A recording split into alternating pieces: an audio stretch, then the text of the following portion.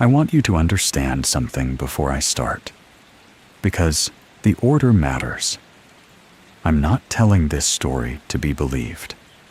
I'm telling it because I kept the pages. 43 of them, folded into a fireproof box in a storage unit off Kingston Pike in Knoxville. The handwriting on most of them isn't mine. The handwriting on the last one is. I have no memory of writing it. My name is Cole Hadley.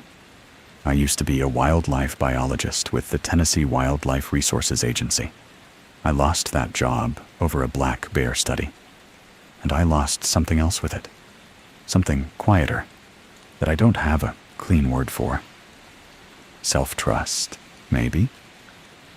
The thing inside you that says, what I saw is what was there. When that breaks, you stop being a scientist. You become a man taking notes that nobody is going to read. After that, I took a night shift ranger job in a closed sector of the Great Smoky Mountains. I worked 12 shifts at a place called Tillman's Hollow. I patrolled the same 3 trails, filed the same logs, and read a rulebook on a kitchen table that rewrote itself between my shifts in ink that was sometimes still wet when I touched it. I'm going to tell you what the rules said. I'm going to tell you what happened when I obeyed them, and what almost happened when I didn't.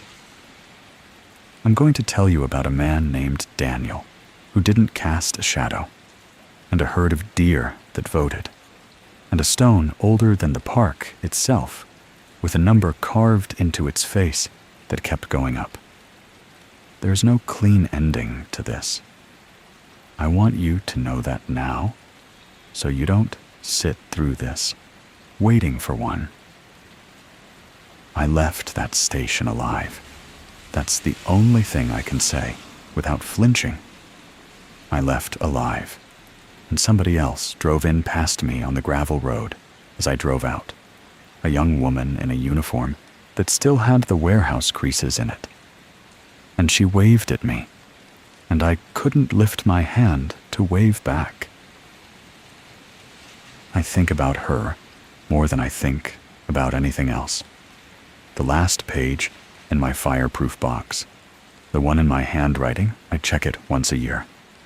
The ink hasn't faded.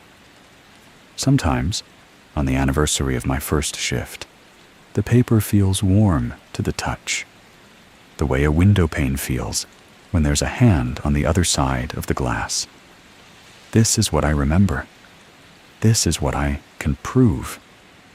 And this is the part I won't tell you at the end, because if I name it out loud, the book will know, and the next ranger will lose the only mercy I was able to leave her. Let me start at the beginning. Let me start with the phone call. The call came on a Tuesday in early October, while I was standing in my kitchen, looking at a stack of unopened mail. Marlene Pratt's name lit up the screen. I hadn't heard from her in 14 months. Marlene and I had come up through the same forestry program at UT, and she'd gone the federal route while I went state. She'd survived 3 reorganizations at the National Park Service, and now ran personnel for the Southern Appalachian District. When she called you, it usually meant something administrative. A reference, a signature. "Cole," she said, "you still looking?" I told her I was. I tried not to make it sound like the answer it actually was. "There's a posting," she said. "Night patrol, substation in a closed sector. It's not a career track. It's a soft landing. No publications, no public-facing work, no interpretive duties. Just rounds and logs." "Where?" "Tillman's Hollow, North Carolina line." I didn't know the name. That should have been my first warning. I'd worked the Smokies as a graduate student. and I knew the gazetteer the way some people know the streets of their hometown. Tillman's Hollow was not on any map I'd ever opened. "It's a sub-district," she said before I could ask. "Decommissioned in the 70s, reopened quietly in 94. Most rangers refuse it. It's lonely. The pay reflects that." She named the pay. I made her say the number twice. It was almost double what a starting NPS seasonal made. For a night shift posting in a region nobody asked to work, it didn't make sense. And the part of me that had spent 10 years doing budget math for agency studies knew immediately that the number was the apology for something. "Paperwork?" I asked. "Light. Background check is already pre-cleared because of your state service. You could be on site inside a week." "Why is it open?" There was a pause then. Not a long one, just long enough that I noticed. "The previous ranger completed his rotation," she said. "Completed." "Yes. Did he transfer out? Or—" "He completed his rotation, Cole." Her voice had gone careful, in a way I hadn't heard from her before. Marlene was a woman who said things plainly. She'd once told a deputy director, in front of a room of people, that his budget projections were imaginative. This careful version of her was someone else. I asked her one more question. I asked what the previous ranger's name was. She said, "I'd rather you meet your supervisor first. He'll go through the file with you." I should have heard it. Looking back now, I can hear every cadence in that sentence, every soft place she stepped around. I should have asked another question. I should have told her I needed a day to think. Instead, I accepted the job inside the hour. I told myself it was the money. I told myself it was the quiet. I told myself a man who'd lost his good name in one forest could find some version of himself back in another one, alone, in the dark, where nobody would be watching. The thing I didn't know yet was that something was going to be watching. It already had my name. The drive from Knoxville took a little over 2 hours, and the road got smaller the entire way. US 441 carried me into the park on a bright, hazy morning, the kind where the ridges layer themselves in pale blue all the way to the horizon. I passed the Sugarlands Visitor Center without stopping.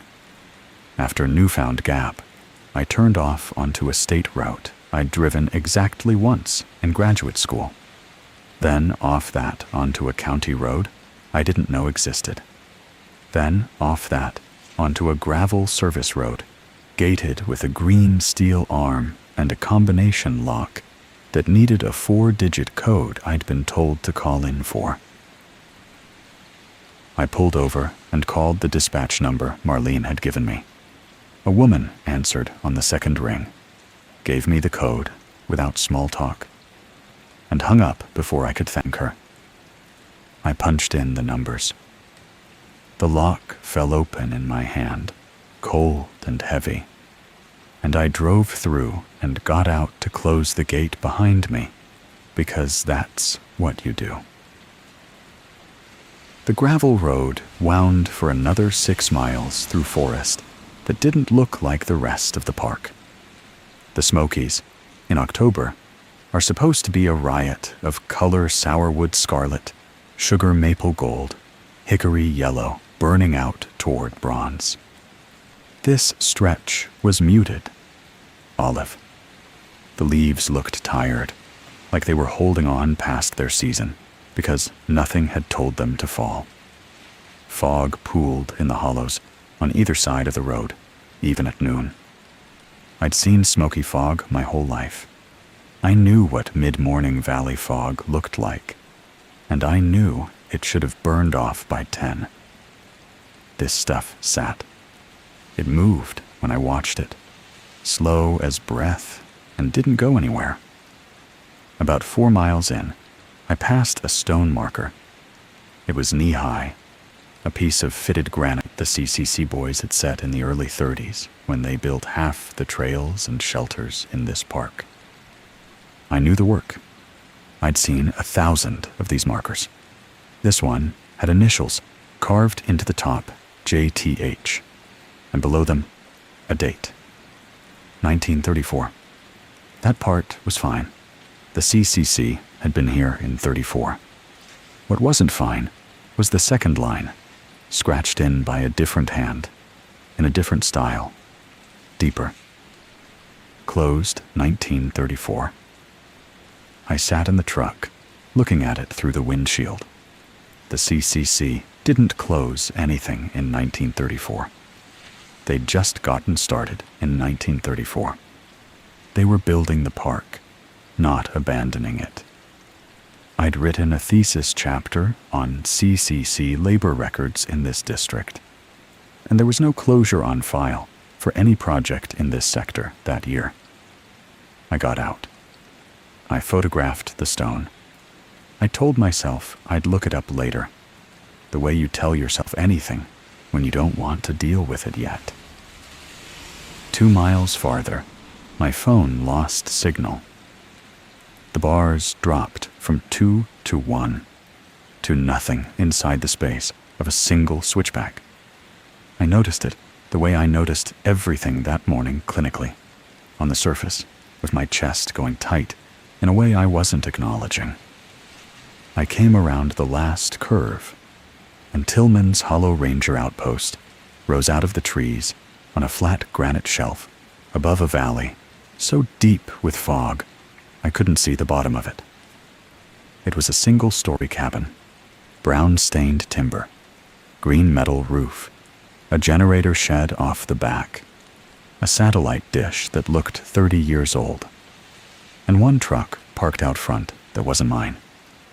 The valley below the shelf, the one the locals called the Cup, was full of cloud all the way to its rim. I shut off the engine and sat there for a moment, listening. The generator hummed. A crow called once from somewhere I couldn't see. Otherwise, there was nothing. No wind in the leaves, no traffic noise, no voices. I got out, took my duffel from the back, and walked toward the door of the only building I'd be sleeping in for the next 2 months. The door opened before I reached it. The man in the frame was in his early 60s, narrow through the shoulders, with the kind of weathered face you only get from 40 winters outdoors. His uniform was clean and pressed. His left hand had a tremor he'd clearly stopped trying to hide. He shifted a coffee mug to his right and offered me the left anyway, as if he wanted me to see it up front, the way an honest man shows you his cards. Ray Halsey, he said. District. You'd be Hadley. Cole? Come in, Cole. I've got maybe 20 minutes before I need to be back on the road. The inside of the outpost smelled like old paper, propane, and pine resin. A kitchen took up the front half, with a long farmhouse table, 4 mismatched chairs, a wood stove on a brick pad, and a window over the sink that looked out into the Cup. The back half was an office with a steel desk, 2 filing cabinets, a wall-mounted radio set, and a closed door I assumed led to a bunk room. Halsey walked me through it fast. Generator fuel was checked daily, logged in the orange binder. Mileage on the truck was logged at the start and end of every patrol. Trail register reconciliation happened at dawn, comparing names on the trailhead sign-in sheets against backcountry permits issued through the main office. Radio check-ins were at 2200 and 0200, every shift, no exceptions. Bear activity reports went into the green binder. weather observations into the blue. Equipment shed required 2 keys, one on his ring, one on mine, and the protocol was that I never opened it alone unless directed to. Directed by whom? I asked. He didn't answer that. He moved on. We came back into the kitchen, and he stopped at the long table. There was a binder on it, worn black vinyl, 3 rings, no label. He set his coffee mug down beside it and tapped the cover once with his good hand. "This is the rulebook," he said. "It lives here, on this table. You read it cover to cover at the start of every shift. Every shift. Even if you think you remember what it says. What is it? Procedure for this station? Like a field manual? Like nothing else you've worked with?" He looked at me then for the first time. Really looked at me. And I saw something in his face I'd seen before, in old men at agency retirement parties, the look of a person who has stopped trying to translate what he knows into language other people will accept. "Read it twice," he said. "Read it slow. Don't take it outside this room. Don't photograph it. Don't copy it. Don't quote it on the radio. Don't quote it to me. Sir. And one more thing." He picked up his coffee, took a sip, set it down. "If anything in it sounds strange to you, follow it anyway. That's the job. That's what you're getting paid for." He let that sit. Then he picked up his keys from beside the rulebook, gave me a short nod, and walked toward the door. The sun was still well above the ridge. There were at least 4 hours of daylight left. He was leaving. At the threshold, he paused. He didn't turn around all the way, just spoke over his shoulder. "Radio check at 2200. I'll be the voice on the other end tonight. After that, you're on your own till morning." "Mr. Halsey," I said. He waited. "Why won't you stay past sunset?" I watched his shoulders. I watched the tremor in his left hand tighten, and then settle. "Because I read the rulebook," he said. "And there's a rule in there about me." He pulled the door shut behind him. I heard the truck start, heard the gravel under his tires, heard the engine fade down the service road, until there was nothing left but the generator and the crow. I stood alone in the kitchen of Tillman's Hollow Ranger outpost, with the black binder on the table in front of me, and the late afternoon light coming sideways through the window over the sink. And I understood, in a way I couldn't yet explain, that I had just been left at the edge of something. I pulled out a chair. I sat down. I opened the book. The binder was older than it looked from across the room. The vinyl on the spine was cracked along the bottom edge, and the 3 rings inside had gone slightly out of round, so the pages didn't lie flat. Each page was hand-lettered in black ink on cream paper, and each one was dated at the top in the same blocky, careful script. The page on top was dated that day. I sat with my hands flat on the table for a second before I touched it. I was already thinking like the scientist I used to be, cataloging. Paperweight, heavy stock, archival. Ink, India black, no fade at the edges. Hand, right slanted, consistent across multiple entries, possibly a single author or a very disciplined house style. I noted that the page didn't smell like fresh ink. I noted that it didn't smell like anything at all. Then I read. There were 7 rules. Rule 1. The rule book on the kitchen table is the only valid rule book for that shift. If the ink looks wet, do not begin patrol until it dries. Rule 2. If a rule from a previous shift contradicts tonight's rule wins. Never act on memory. Rule 3. At the Cherokee boundary stone on switchback 4, count the carved notches aloud.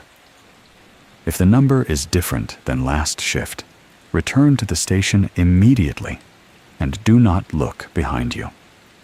Rule 4. If you encounter a hiker after 2300 who does not cast a shadow under your headlamp, offer water, but do not accept thanks. Log them as present, undocumented. Rule 5. The kitchen radio must stay tuned to 1610 a.m. If it begins broadcasting a weather report you have not yet logged, log it anyway. The forecast will come true within 4 hours. Rule 6. Do not make eye contact with deer that travel in groups of exactly 7. If they approach within 10 feet, kneel and tie your bootlace until they leave. Rule 7.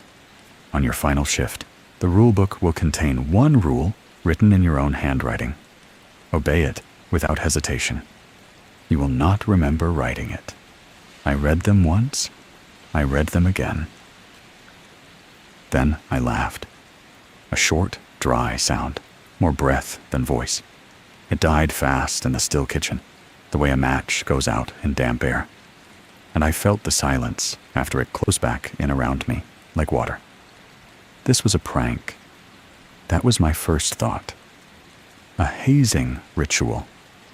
An old joke the senior rangers played on rookies at remote postings, the way fire crews used to send first-year hotshots looking for a left-handed Pulaski. Some kid had typed up a list of spooky-sounding rules in the 70s, and every supervisor since had kept the gag alive because it was the only entertainment this outpost offered. I believed that for about 30 seconds. Then I read the rules a third time, slowly, and I noticed the things that didn't fit the prank theory. The formatting was perfect, the way real procedure documents are formatted. Each rule began with the same conditional structure agencies actually use if, then, log A's.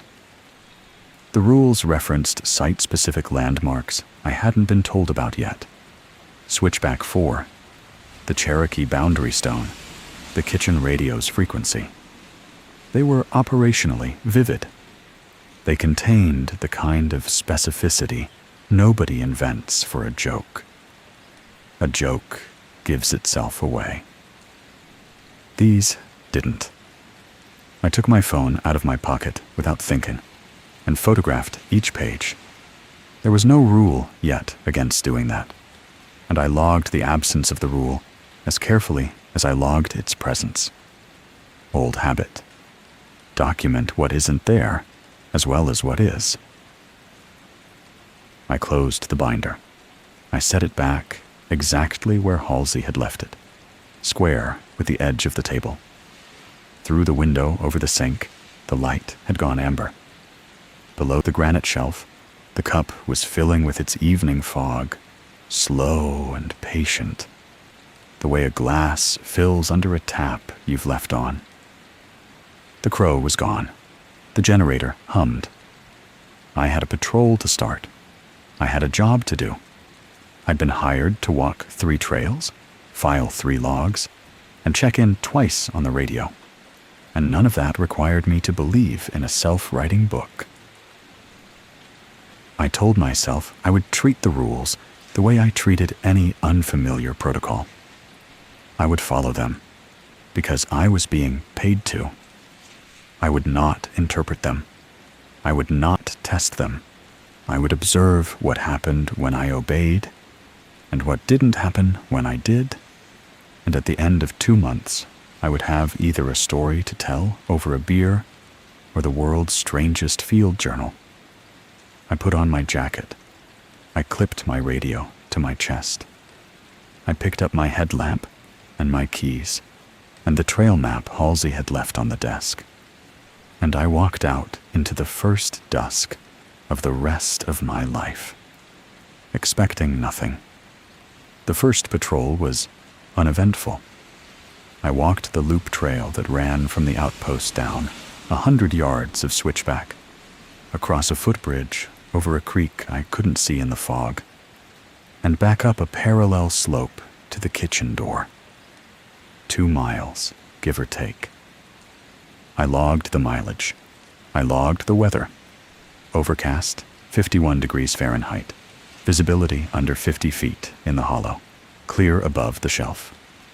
I logged no bear activity, no hiker encounters, no anomalies. At 2200, I keyed the radio and called in.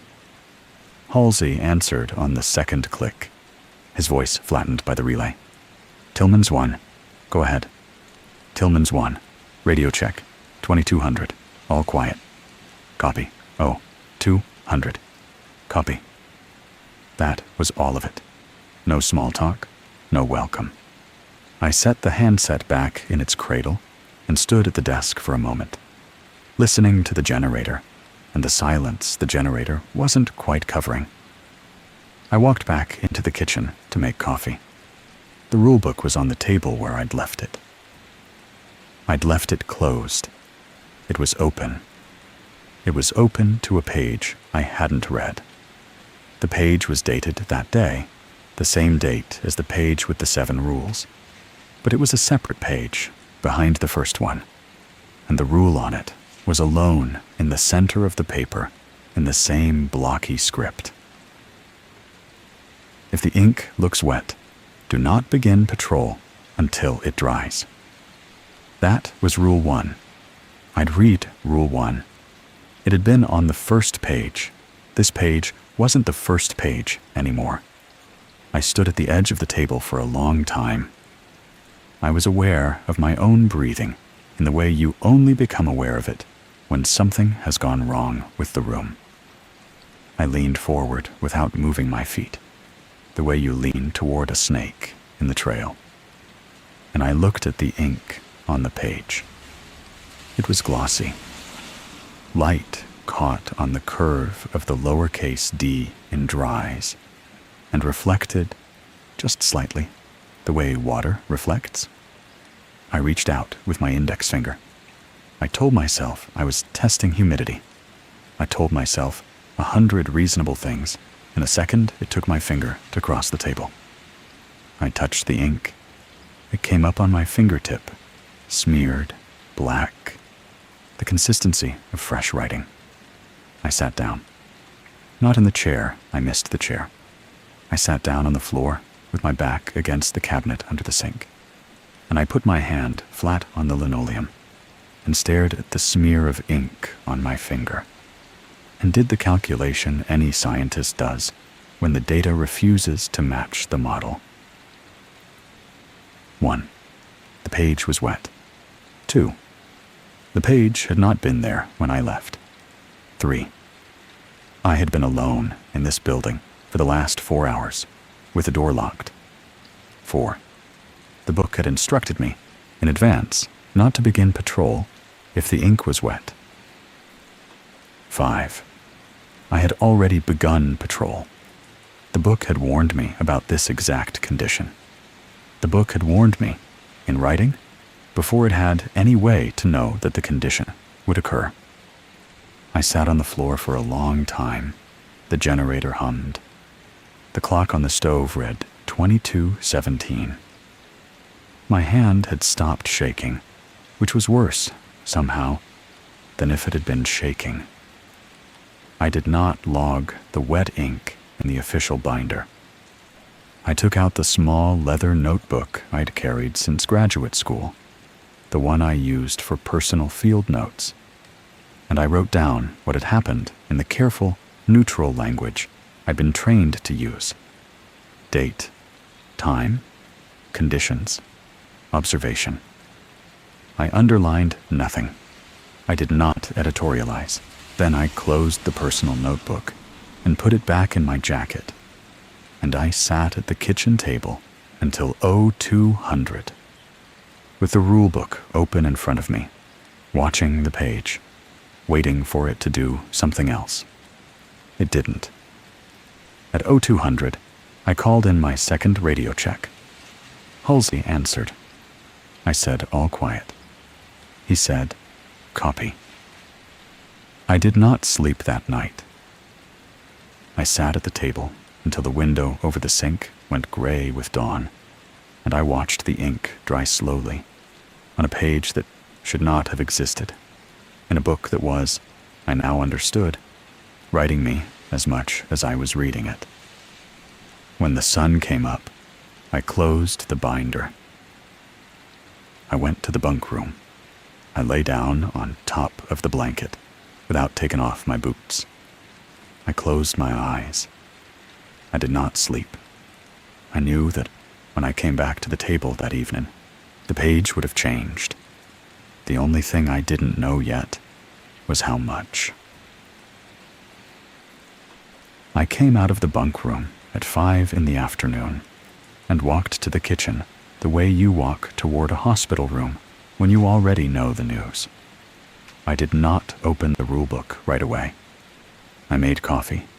I checked the generator fuel.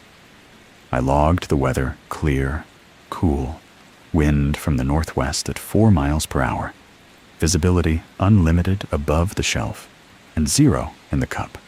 And I filed the previous night's mileage in the orange binder.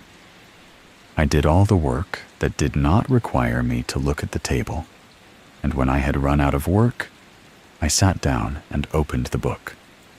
The page on top was dated that night.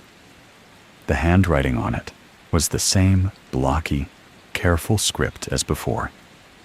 3 of the rules I had read the night before were rewritten. Rule 2 was now phrased differently. The version I had memorized, if a rule from a previous shift contradicts tonight's rule wins, had become prior shifts are not precedent. Act only on tonight's text. Memory is not a defense. Rule 4 had been reworded too. The phrase, offer water, but do not accept thanks now. Read, offer water, and do not allow speech of gratitude. If thanks are spoken, the offer is voided, and you become the debtor. Rule 6 was the largest change. The version about 7 deer was gone. In its place, do not kneel on the trail under any circumstances tonight. Kneeling is a posture of consent.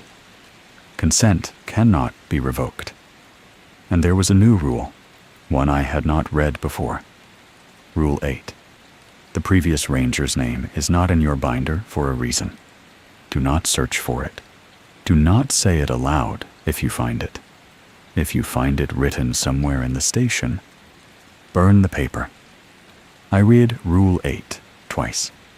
I felt something cold settle into my chest in a way I recognized from old fieldwork, the calm that arrives when a situation passes the threshold of concerning into actually dangerous, and your body stops wasting energy on alarm, because alarm is no longer useful.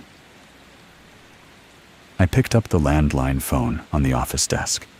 I dialed Halsey's number from the laminated card. The line rang once. A recording picked up. Halsey's voice, but flatter than it had been in person, the way a voice sounds when someone has cut and pasted it from another sentence. Read tonight's book. Only tonight's. The line clicked off. There was no beep, no option to leave a message, no operator. Just the click, and then the empty hum of an open line, and then the dial tone. I set the phone in its cradle. I stood at the desk for a moment. I walked back to the kitchen. I sat down at the table. I read the rulebook again, all the way through, the way Halsey had told me to. Cover to cover. Slow.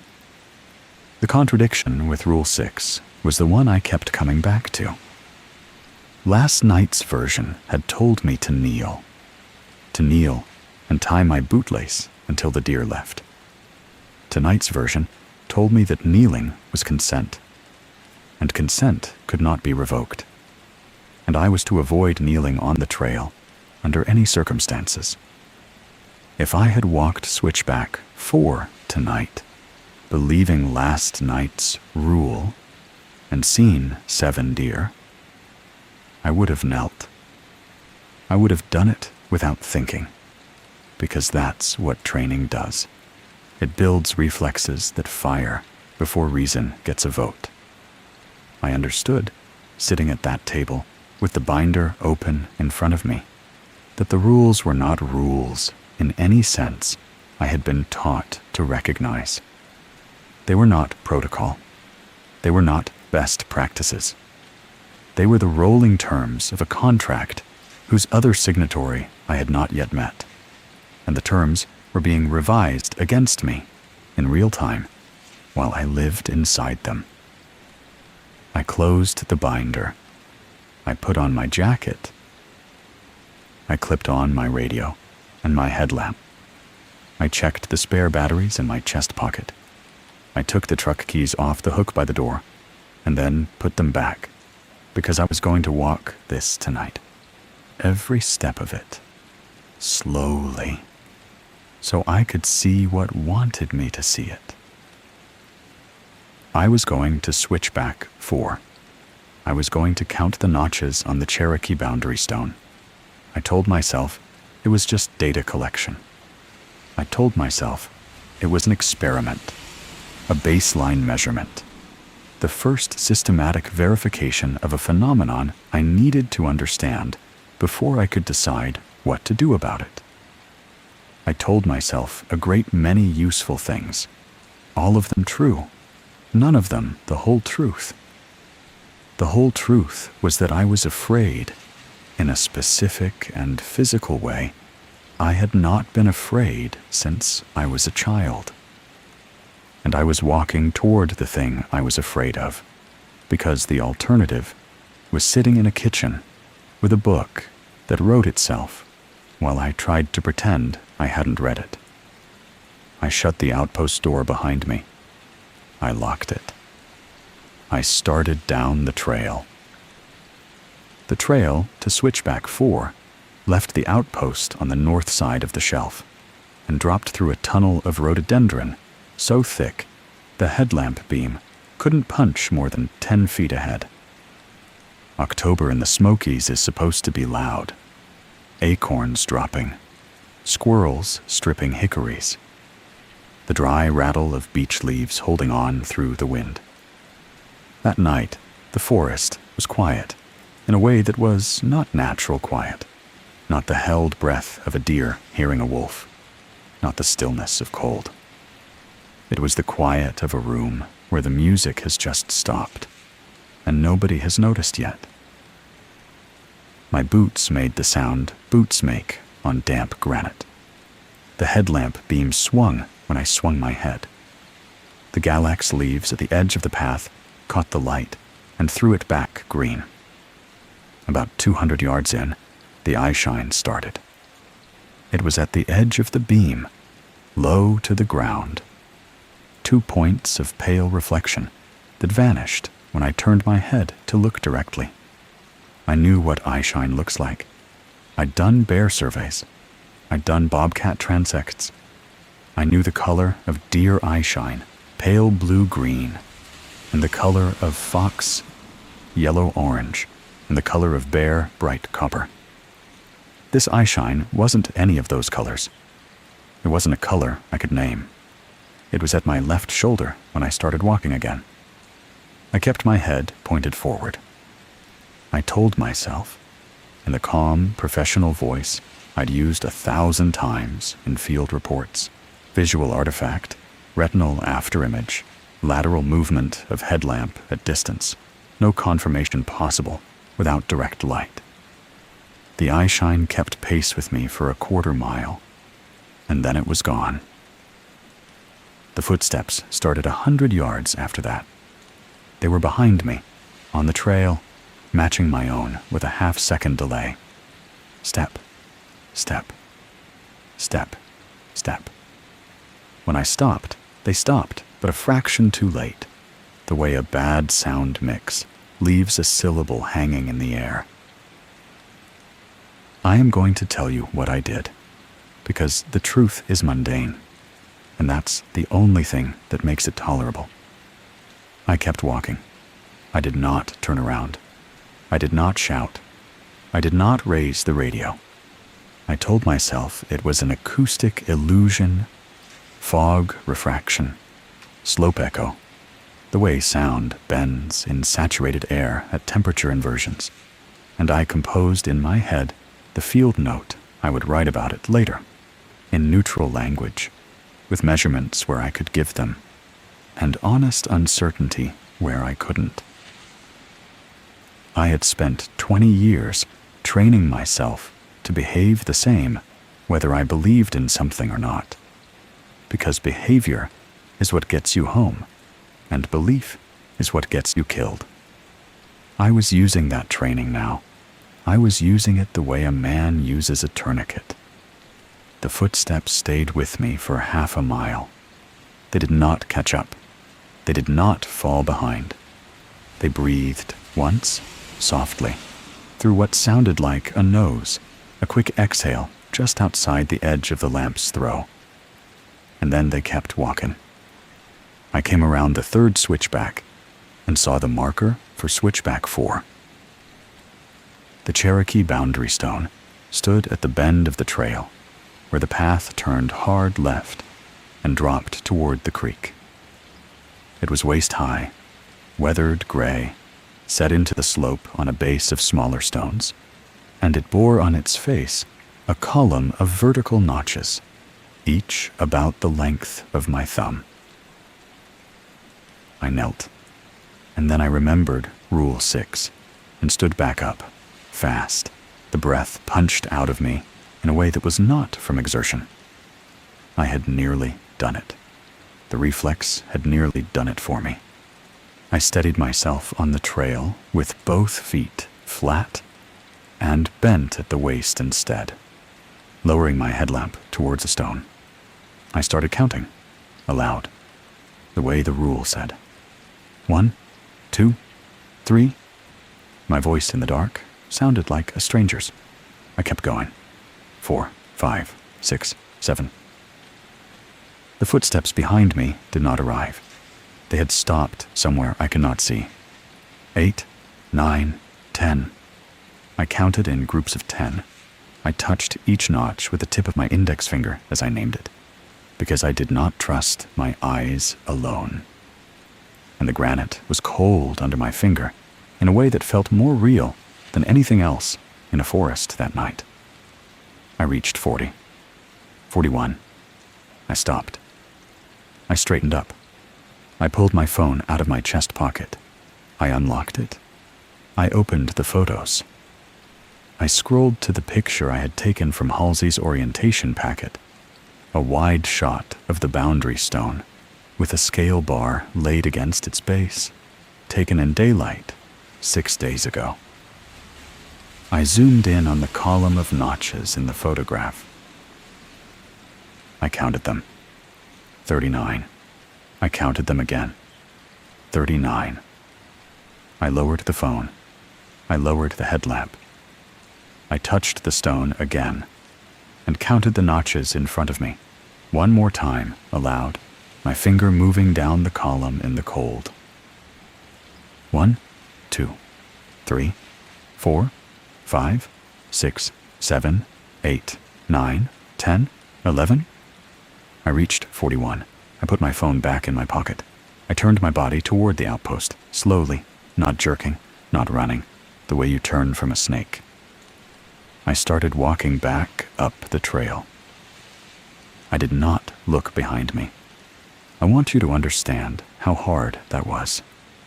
I want you to understand that every animal instinct I had, every piece of training, every reflex from 20 years of working in country with bears and snakes and cliffs and rivers, every nerve in my back was screaming at me to look, to check, to verify.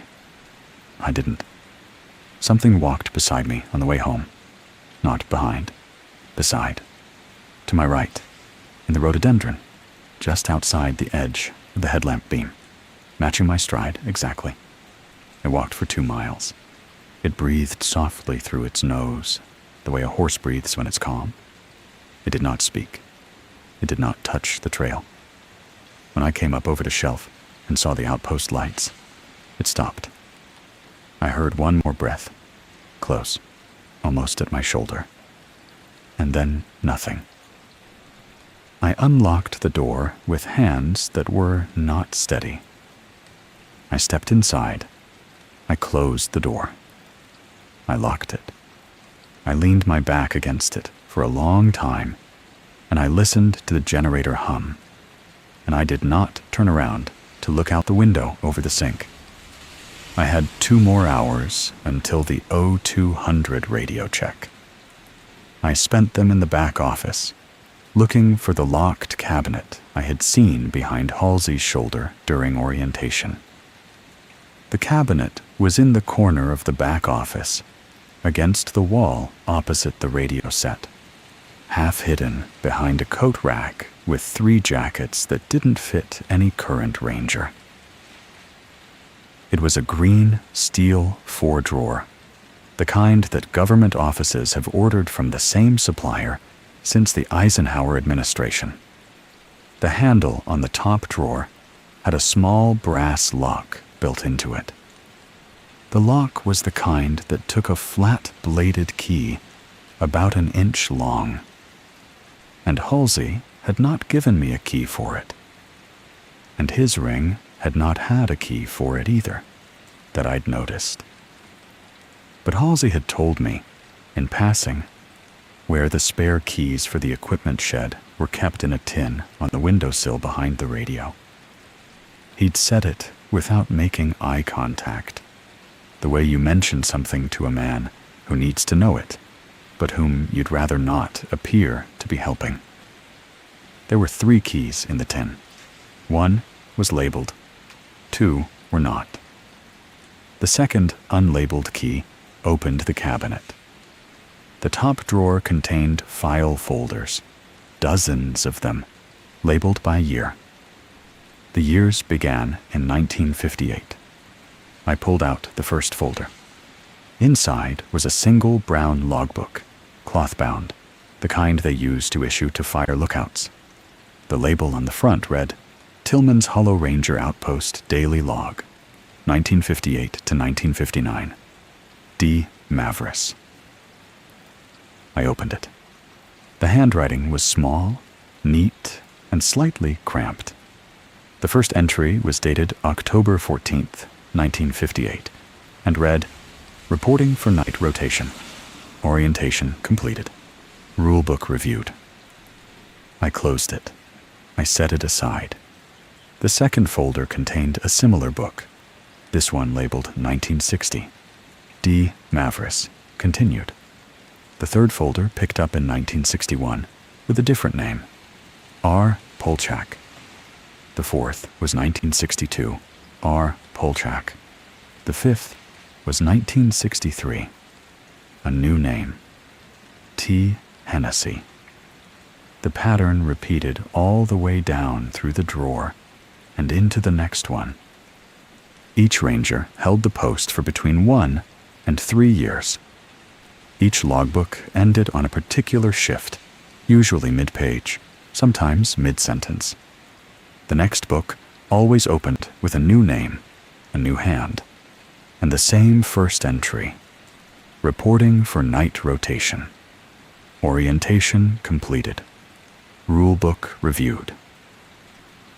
By the time I reached the third drawer, I was no longer reading the logs cover to cover. I was reading only the last page of each one. The endings were not the same, but they shared a family resemblance. 1971. K. Brower. The last entry read, I think tonight's rule is wrong. I'm going to test it. If I'm right, I'll write it up in the morning. That was all. 1984. J. Trent. The last entry read, Counted 41. Photographs say 39.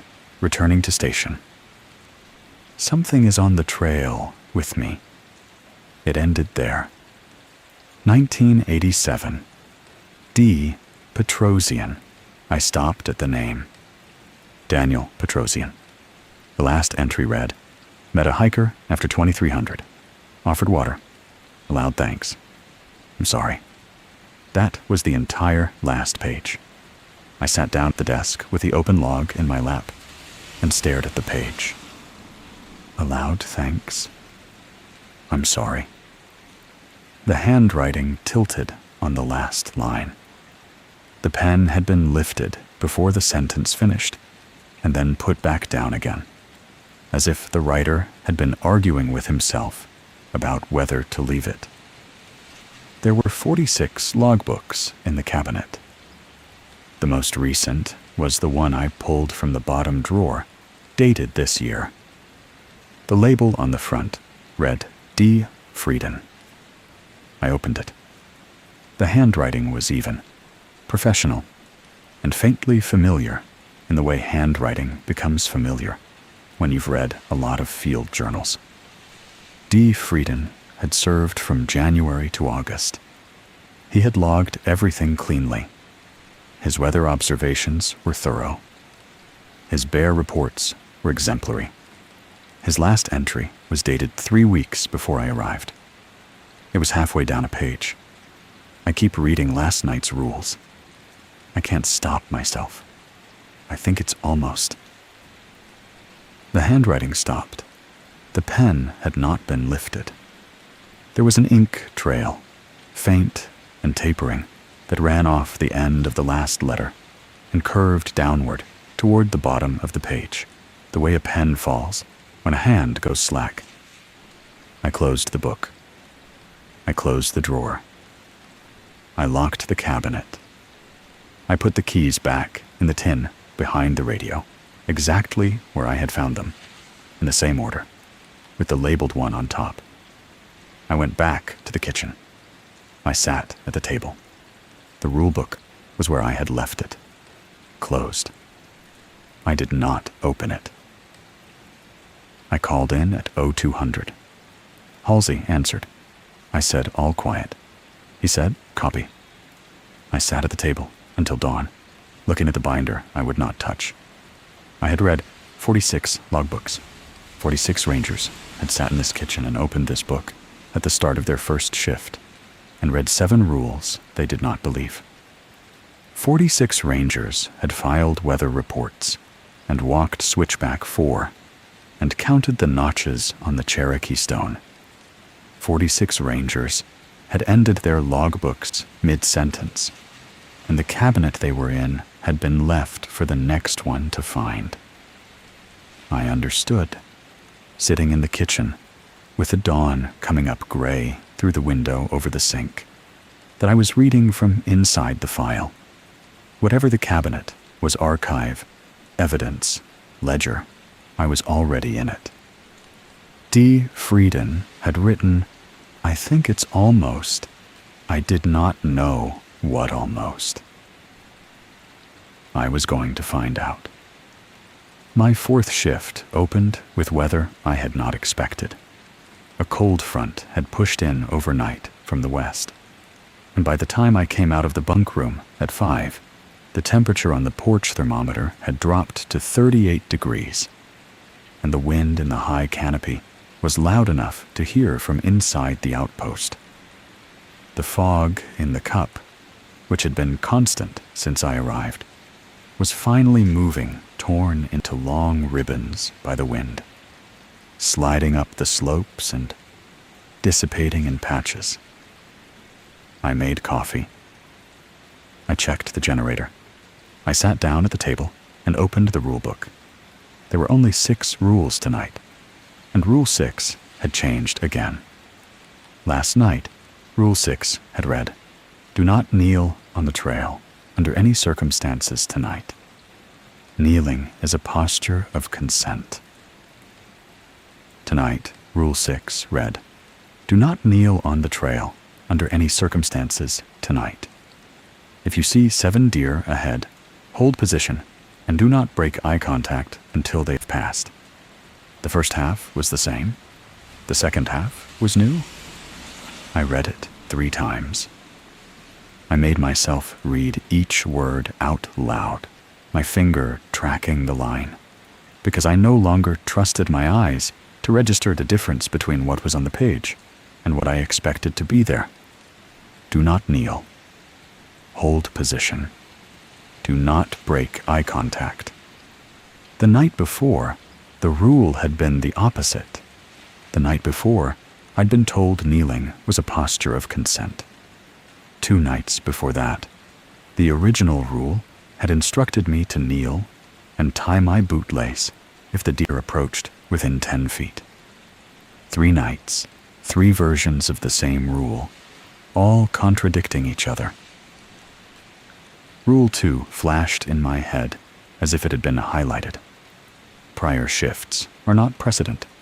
Act only on tonight's text. Memory is not a defense. I closed the binder. I put it back square with the edge of the table. I put on my jacket and my radio and my headlamp, and I went out to walk the loop.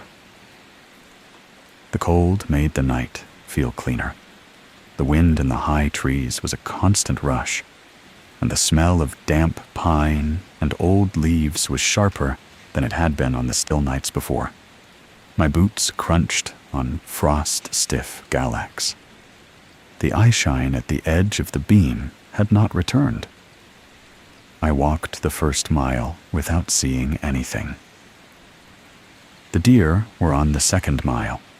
They came out of the rhododendron on the uphill side of the trail, 3 of them first, then 2 more, then 2 more, and they stopped in a loose group across the path about 30 feet ahead of me.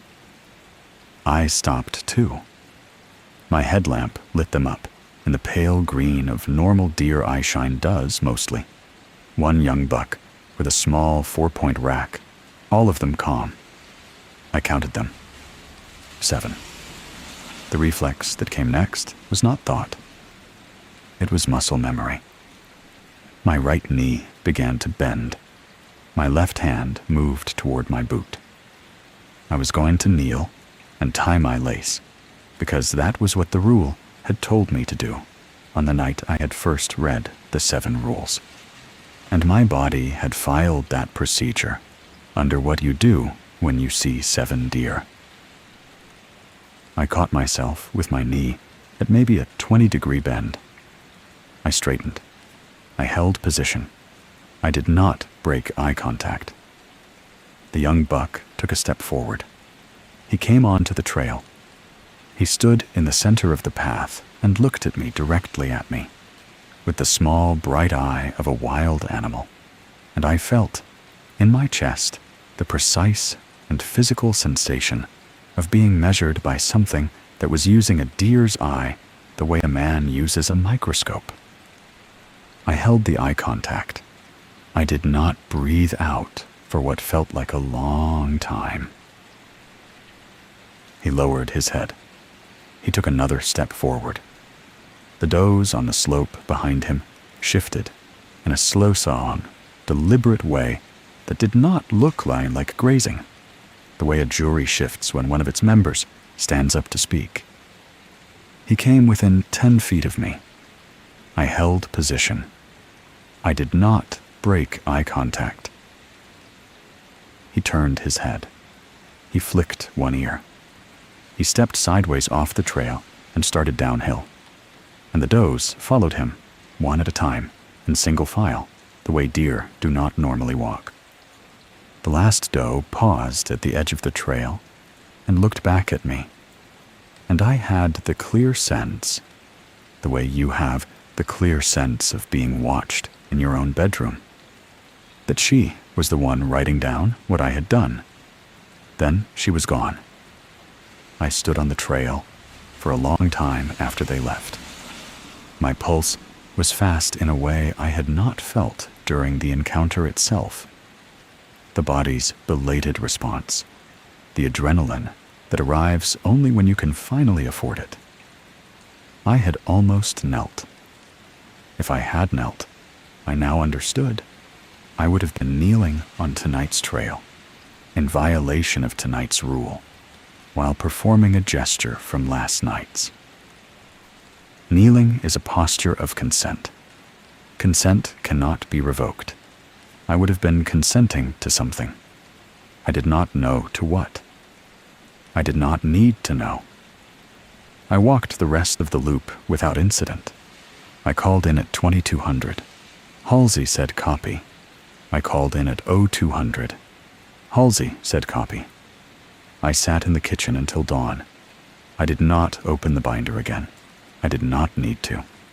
For the first time since I had taken the job, I understood what the rules were for.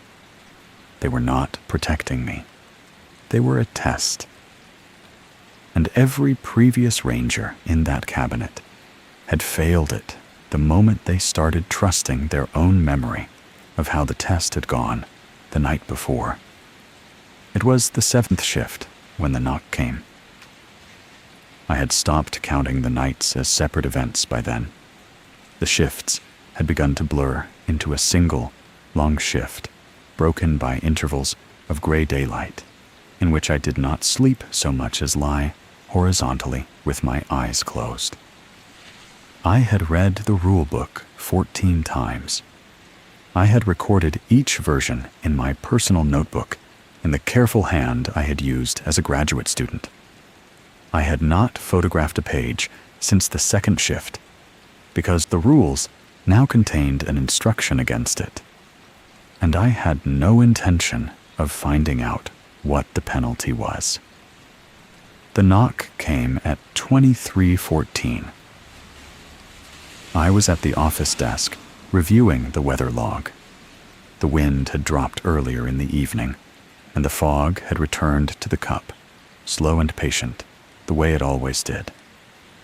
I heard the knock through 2 walls, 3 soft taps on the front door, evenly spaced. The kind of knock a person uses when they don't want to startle whoever is inside. I did not move at first. I sat with my pen on the page and listened. The knock came again. 3 taps, evenly spaced. I stood up. I checked my watch. 23:15. The rulebook that night had contained 5 rules. Rule 4 had been there. It had been worded conservatively closer to the original than the more aggressive version from earlier in the week. If you encounter a hiker after 2300 who does not cast a shadow under your headlamp, offer water, but do not accept thanks. Log them as present, undocumented. I had read it twice that evening and underlined it in my personal notebook with a single neat line. I walked to the front door. I unlocked the deadbolt. I opened the door 6 inches and looked out. A man stood on the porch in the spill of the porch light. He was maybe 40, slight, with a neatly trimmed beard and dark hair cut short. He wore a green canvas jacket over a wool shirt, brown canvas pants, leather boots with red laces. The boots were the part I noticed. Nobody had worn boots with red laces in the backcountry since the late 80s. "I'm sorry to bother you," he said. His voice was soft, lightly accented in a way I couldn't place. "I think I've sprained my ankle. I was on the upper loop, and I came down wrong on a route." "How far did you walk on it?" "About a mile. It's not bad. I just need to sit for a minute. And some water, if you have it." "What's your name?" "Daniel." I opened the door the rest of the way. I stepped back. I gestured him in, the way you gesture in any backcountry traveler in distress. And as he stepped over the threshold, I unclipped my headlamp from my chest and turned it on and let the beam fall, casually, past his feet onto the floorboards. The light fell on the wood, clean.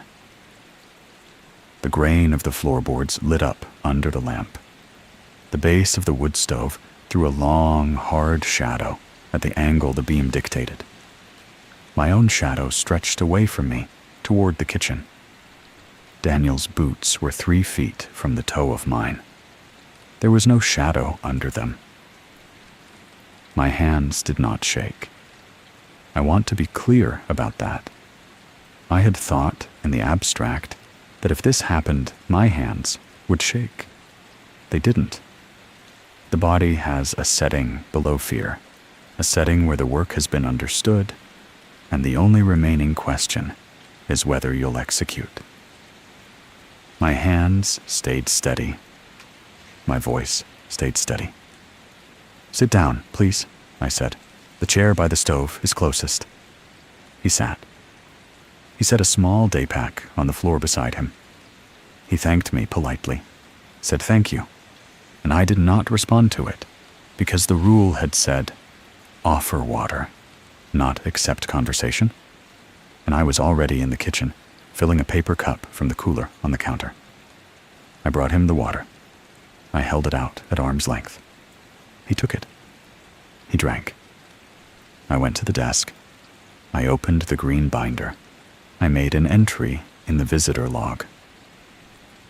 2314. Male, approximately 40 years of age, identifying himself as Daniel.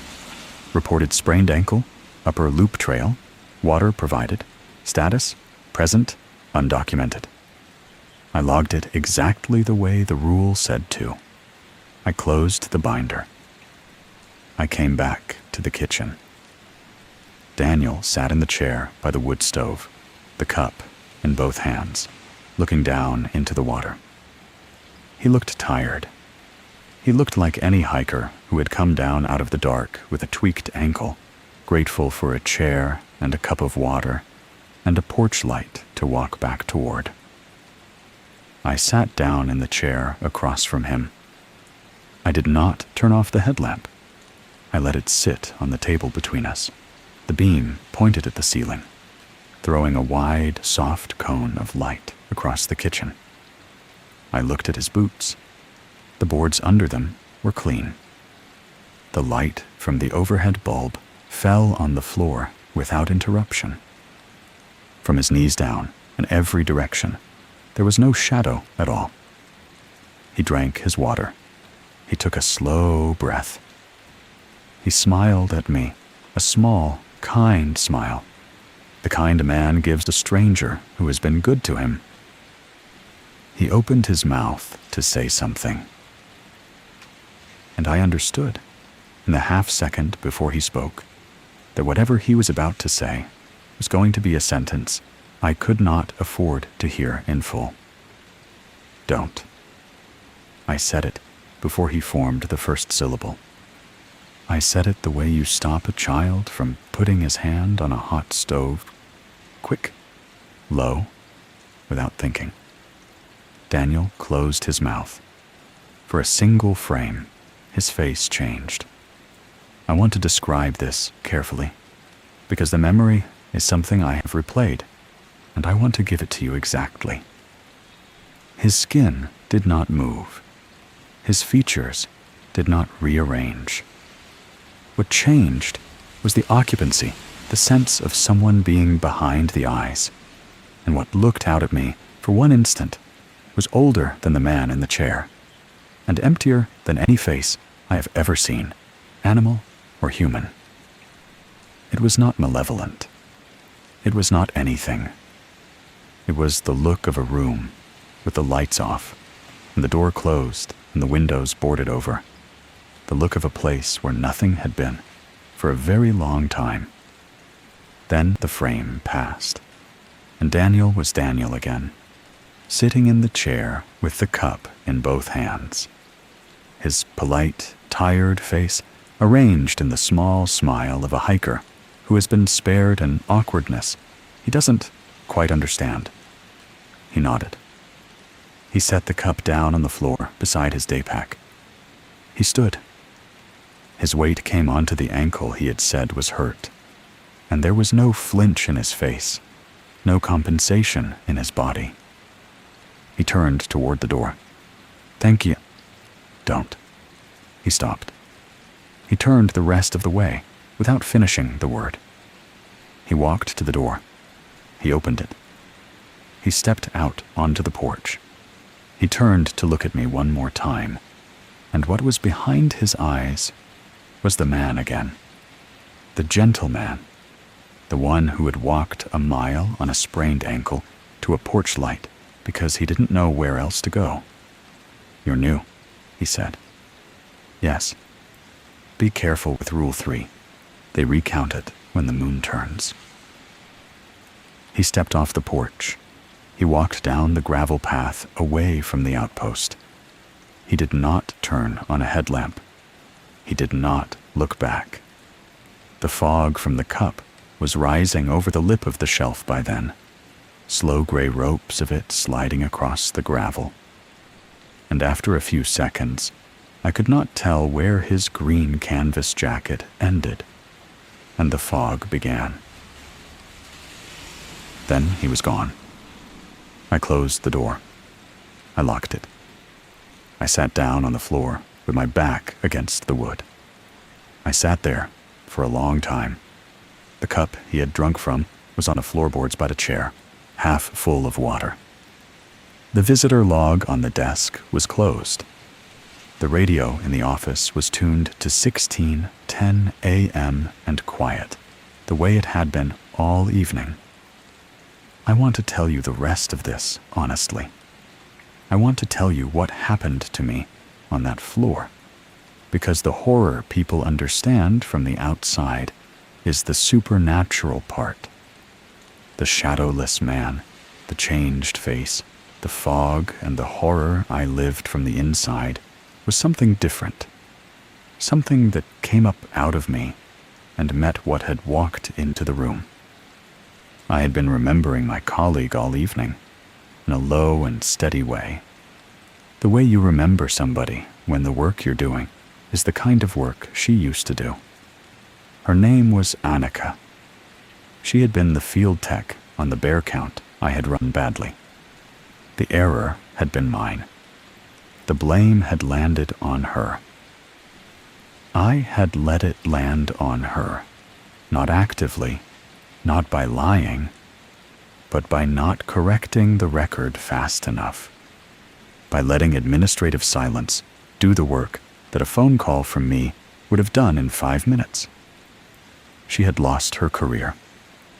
I had told myself, at the time, a great many useful things about how complicated it all was. I had not called her in 2 years.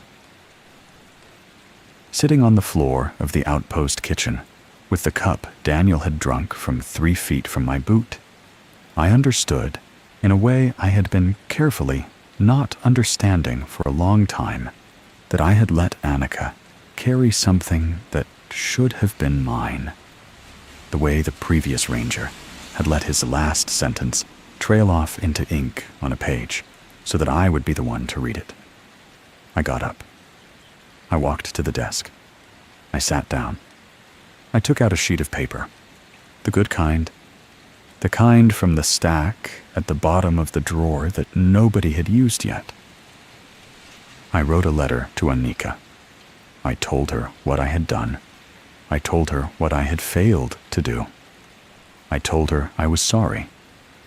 I told her I had spent 2 years finding ways to call it complicated, and that it wasn't complicated, and that I was the reason, and that I had known the whole time. I did not tell her where I was. I did not tell her about the rulebook. I did not tell her about Daniel. I told her only what was mine to tell. I folded the letter. I put it in an envelope. I addressed the envelope to the last address I had for her, in a small town outside Asheville. I did not stamp it. I did not mail it. I have not mailed it. It is still in my desk drawer at home, 6 years later, in the envelope I addressed that night, and I take it out sometimes and read it and put it back. I am telling you about it because the rule had asked something of me that night. Do not accept thanks. And what the rule had really been asking, underneath the language, was do not accept payment for the help you did not deserve to give. I had not earned Daniel's gratitude. He had not earned mine. We had been, for a moment, two men who owed each other nothing, and the rule had kept the books clean. I sat at the desk until 0200. I called in. Halsey said copy. I sat at the desk until dawn. The cup on the floor by the chair was still half full of water. When the sun came up, I took it outside and emptied it into the gravel. And the water hit the stones and went into the ground the way water does, the way all water does. And that was the only thing about the whole night that had behaved the way I expected it to. The next afternoon, Halsey came back. He pulled in at 12:15 with 2 paper cups of coffee in a cardboard tray and a manila folder under his arm. He did not knock. He let himself in with his key. He set the coffees on the kitchen table and slid one across to me without asking how I took it. I had been at the table for an hour by then, pretending to read the trail register. I had not turned a page in 20 minutes. He sat across from me. He looked older than he had on the day he'd handed me the outpost. The tremor in his left hand was a little worse. He looked at me for a long moment, the way a doctor looks at a patient before saying a thing he does not want to say. "You've met one," he said. "Yes." "Which?" He said his name was Daniel. Halsey closed his eyes briefly. He nodded. He took a slow drink of his coffee. He set the cup down and folded his hands around it. "I'm going to tell you the rest of it," he said, "because you've seen enough that withholding it now would be cruel. And because you'll need it to finish your rotation." He did not speak quickly. He spoke the way an old ranger speaks at a campfire about a fire he survived not for drama, but to get the details right while he still could. "In 1934, he said, the CCC tried to dam the cup. You've seen the boundary stone with the date on it. That's the survey marker. The valley you can see from this porch was supposed to be a reservoir, recreational fishery, drought reserve. It was a small project on the books, signed off by the regional director that summer. And in October of that year, the crew stopped working. Every man on the job walked out in a single morning. The foreman wrote one sentence in his report, "We will not finish this work," and turned in his tools and left the service. 2 of his men died within the year. The other 11 moved away from Sevier and Swain counties and would not speak about the cup to anyone, ever, for the rest of their lives. The records were sealed. The project was reclassified as canceled for engineering reasons. The stone you saw on the road was scratched closed by one of them on his way out. He drank his coffee. "They woke something," he said, "trying to dam the valley. I don't know what it is. I don't think anyone does anymore.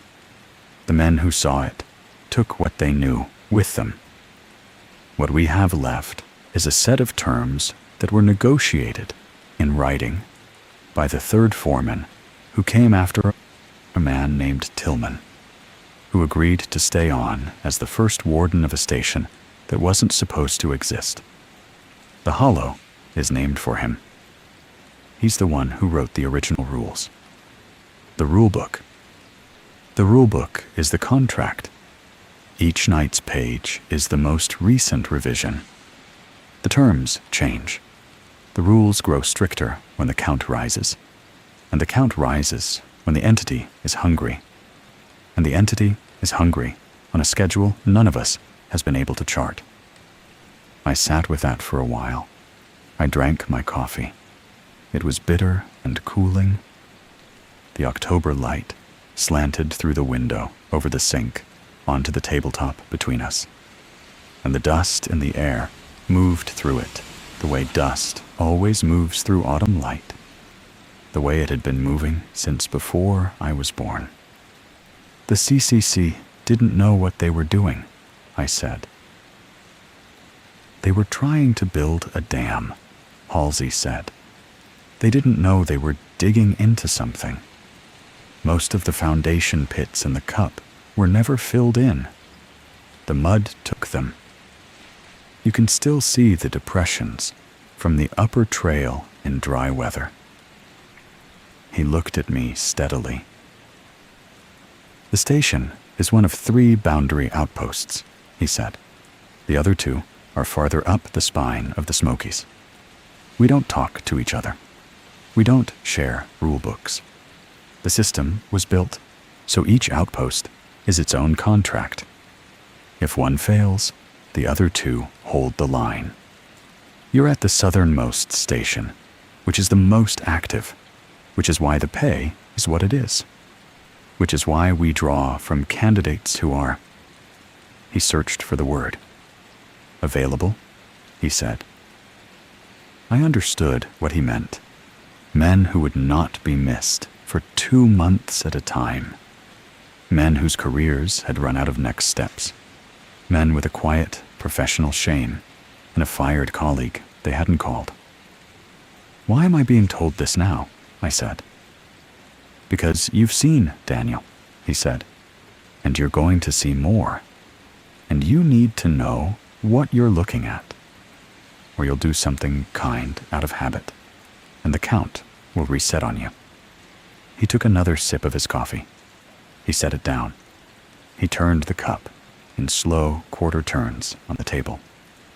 The notches on the boundary stone, he said. On switchback 4, you counted 41 on your first patrol. 48 as of this morning. He nodded. He didn't seem surprised.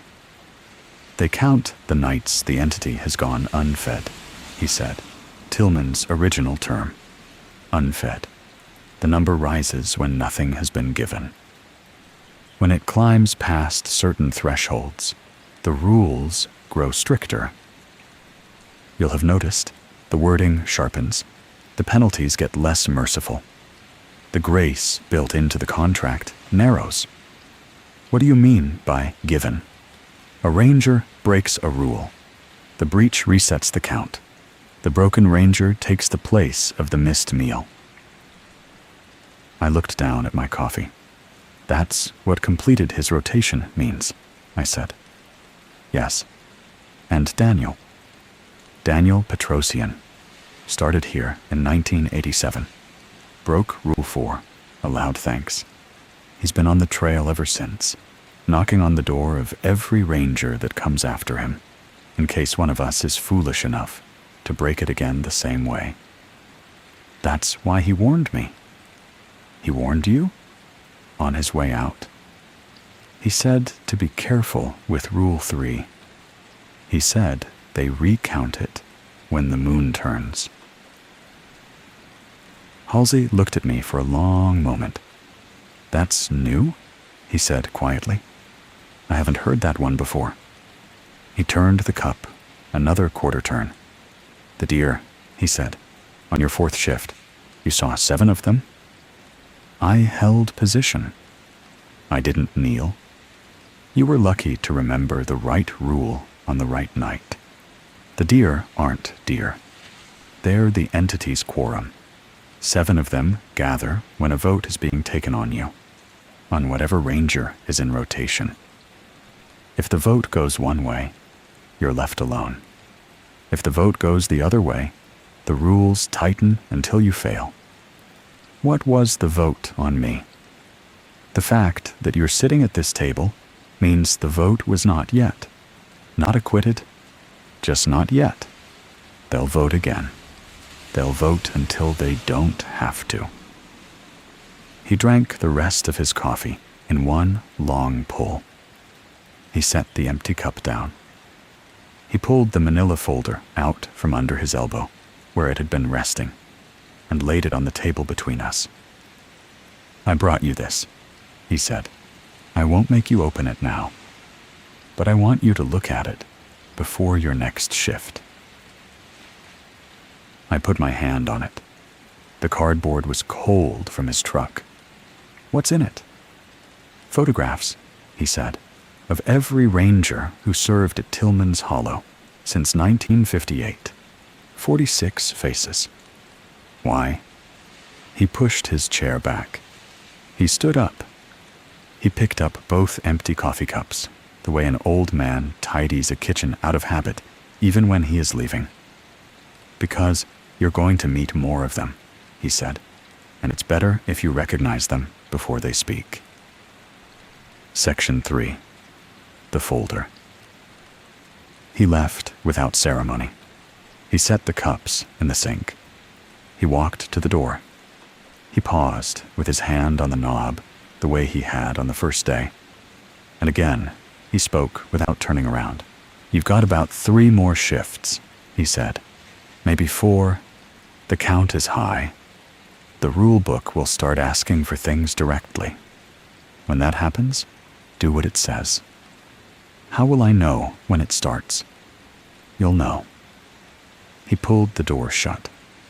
The sound of his truck on the gravel faded down the road, and then there was the generator, and the crow, and the dust in the slant of the window light.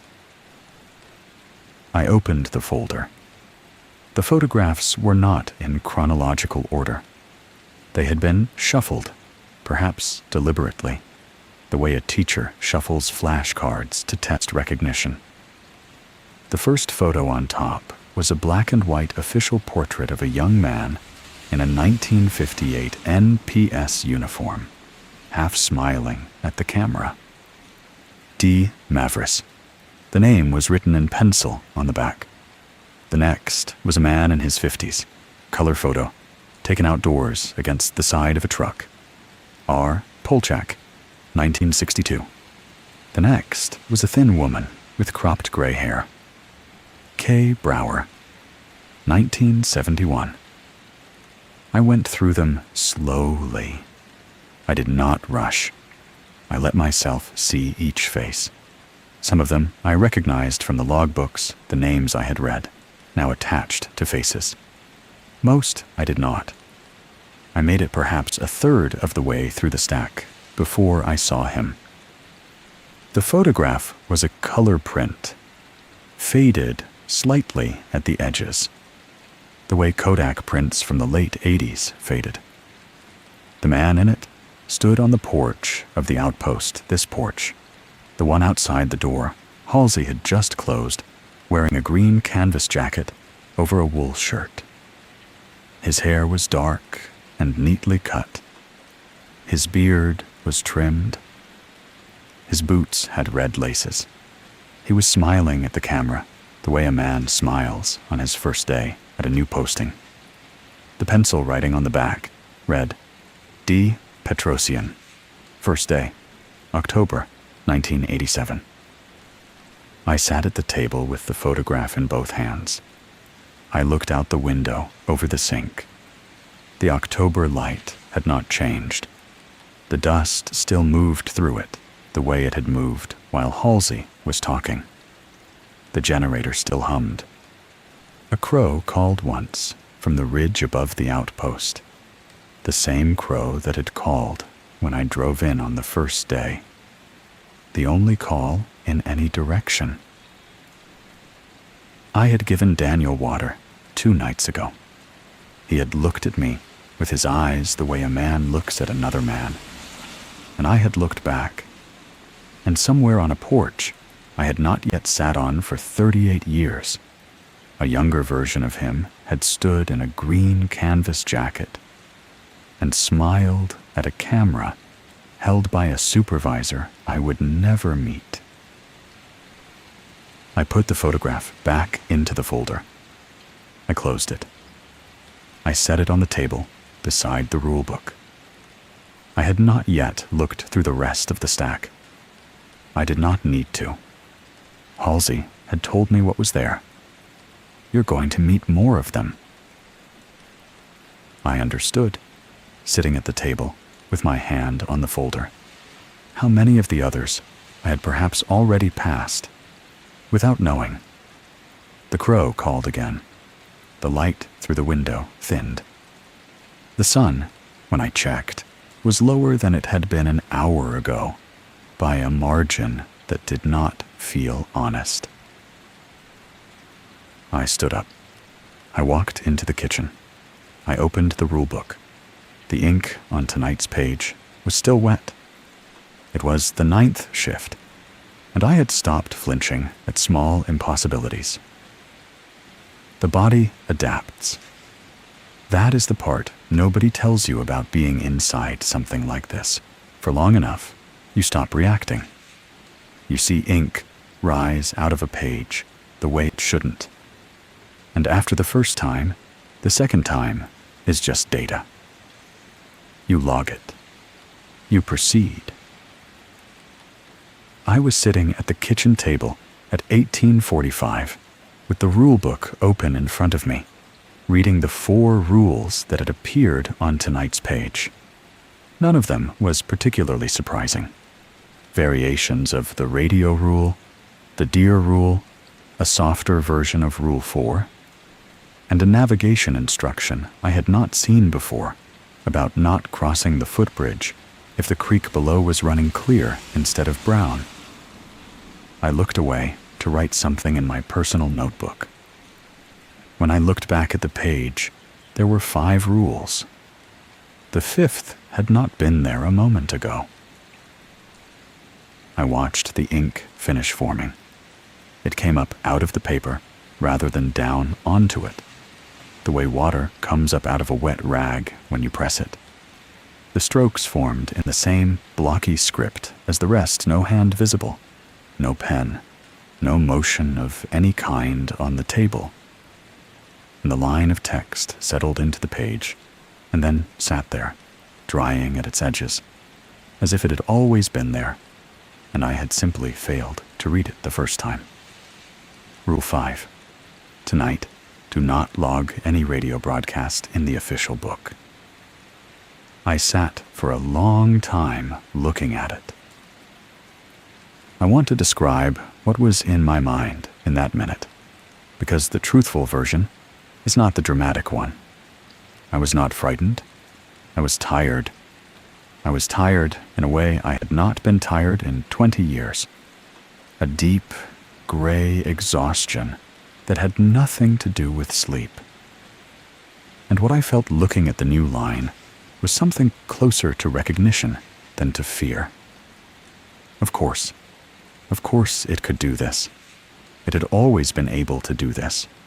The previous shifts had only been demonstrations. The pen on the desk rolled. It rolled a 1/4 inch toward me across the wood, the way a pen rolls on a table that is not quite level. Except the table was level. I had checked it on the first day, with a carpenter's level out of habit, and the pen had been still a moment ago. I picked up the pen. I closed the rule book. I set the pen beside it. I went into the office. I sat down at the desk in front of the radio set. The dial was tuned to 16:10 a.m., as the rules had instructed since my first shift. The speaker hissed softly with the white noise of an empty frequency. I sat there. I waited. I do not know how long I waited. I did not look at the clock, because looking at the clock would have felt like a way of asking for the broadcast to come, and I did not want to ask. I sat with my hands flat on the desk and listened to the white noise of 16:10 a.m. and let whatever was going to happen, happen. The official log was open at my elbow. The pen lay across the open page. I had been instructed by the line of ink that had risen out of a page in another room not to write in this book about anything I was about to hear. I understood the instruction. I understood, in a way I had not understood any previous rule, that the instruction was not a suggestion. I did not feel the impulse to disobey. The previous ranger, who had written, "I keep reading last night's rules. I can't stop myself," had not been describing weakness. He had been describing the system. The rulebook did not have to overpower you. It simply had to remove from you, slowly, the part that wanted to do anything other than what it said. I sat at the desk, with my hands flat on either side of the open log, and I waited. The white noise on 16:10 a.m. ticked once. Then it began to speak. The voice was a woman's. It was calm, professional, slightly flat, the way the voice of a weather radio announcer is flat-trained to be informative rather than expressive. I will tell you the part I remember word for word, because I have replayed it in my head enough times that the words are fixed now, the way a hymn is fixed in the head of someone raised on it. This is the Tillman's hollow weather and incident advisory, conditions for the overnight period, clear skies above 3,000 feet, dense fog in the valley, pooling to 100% humidity by 0330. Flash flood warning, effective 0340 for the cup drainage. Expected discharge, volume 800 cubic feet per second through the lower hollow. Hiker fall reported on switchback 2 at 0415. Male, approximately 32 years of age. Ankle fracture, conscious and ambulatory. Resignation of Cole Hadley, effective 0600. The voice paused. The pause was the length a normal weather broadcast pauses between segments. This concludes the Tillman's Hollow Advisory. Thank you. The white noise returned. I did not write anything in the official log. I closed the log. I capped the pen. I set both of them aside, away from the desk, on the windowsill behind the radio, beside the tin of keys.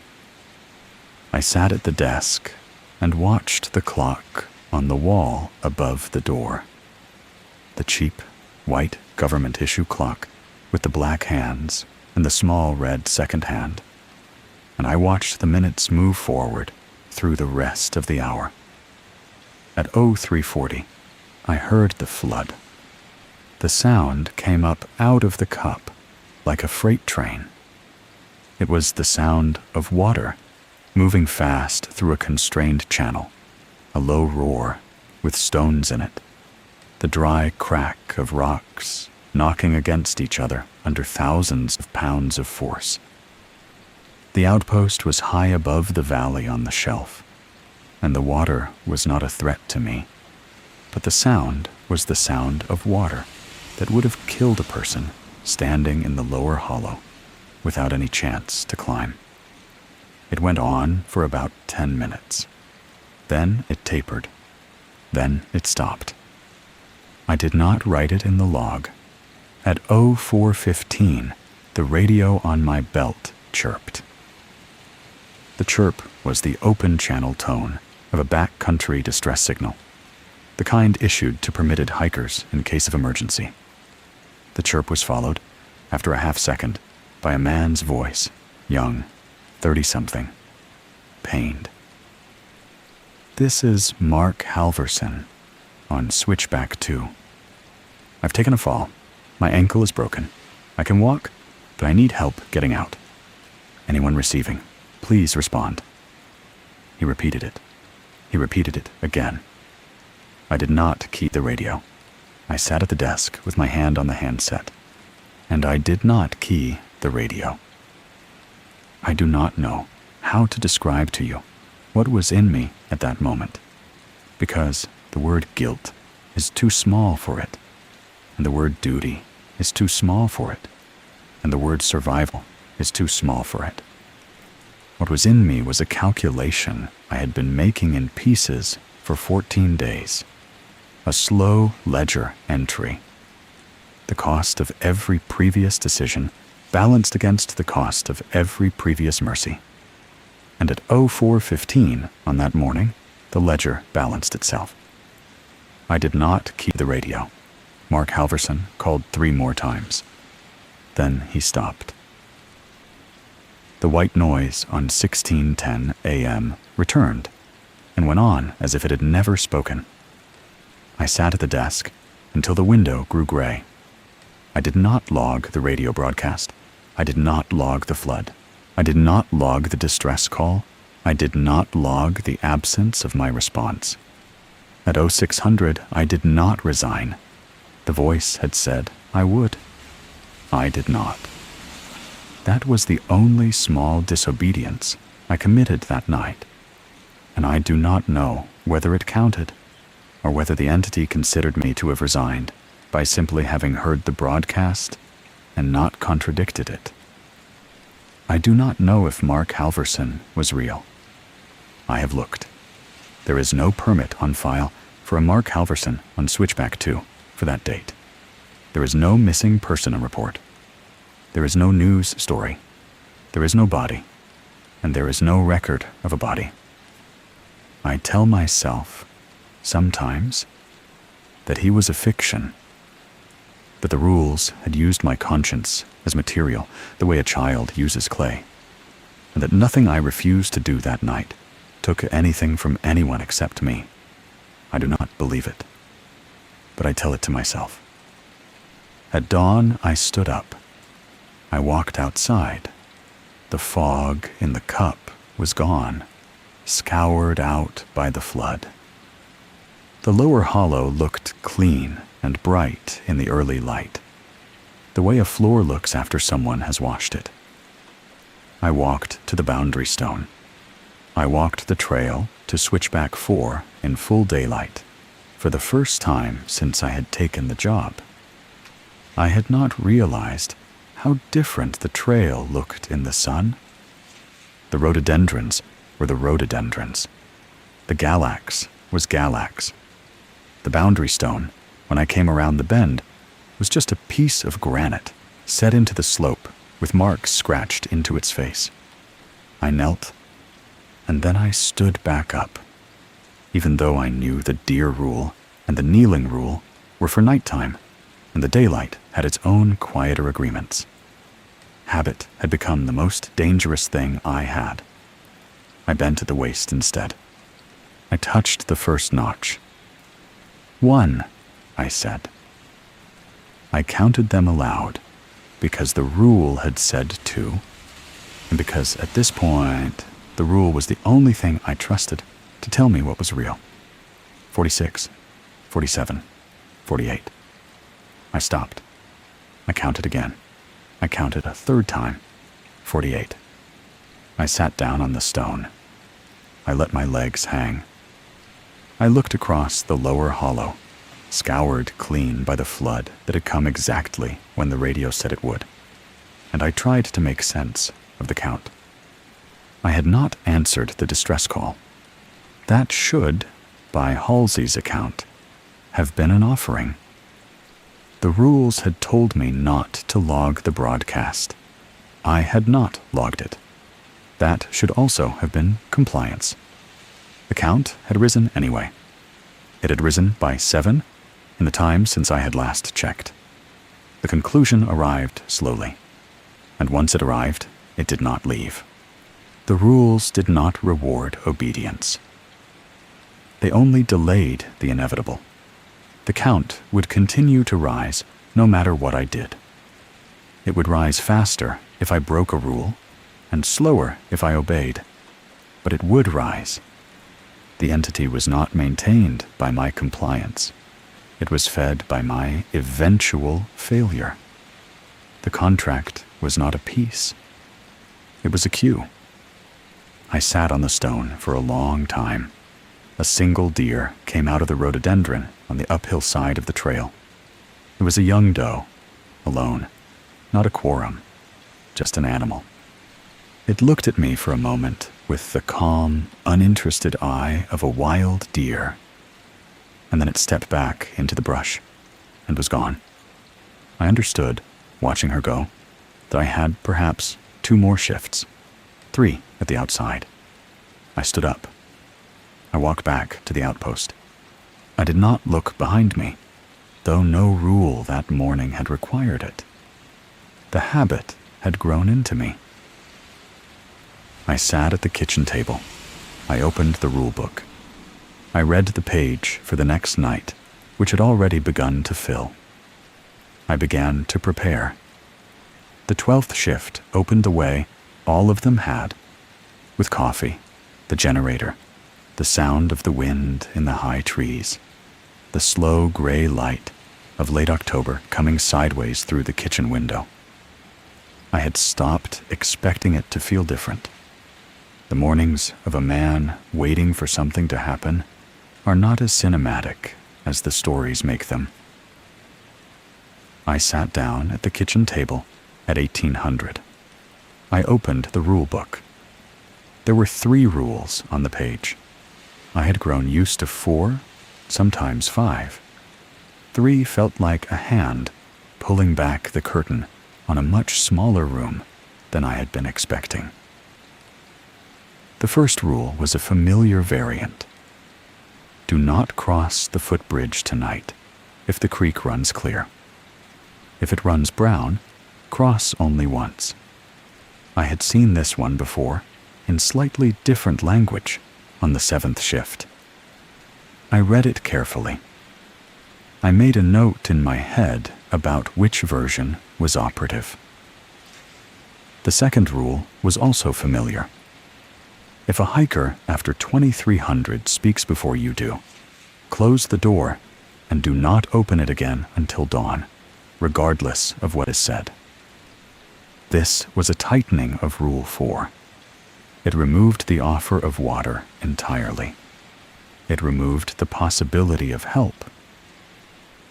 The third rule was new. The third rule was in my own handwriting.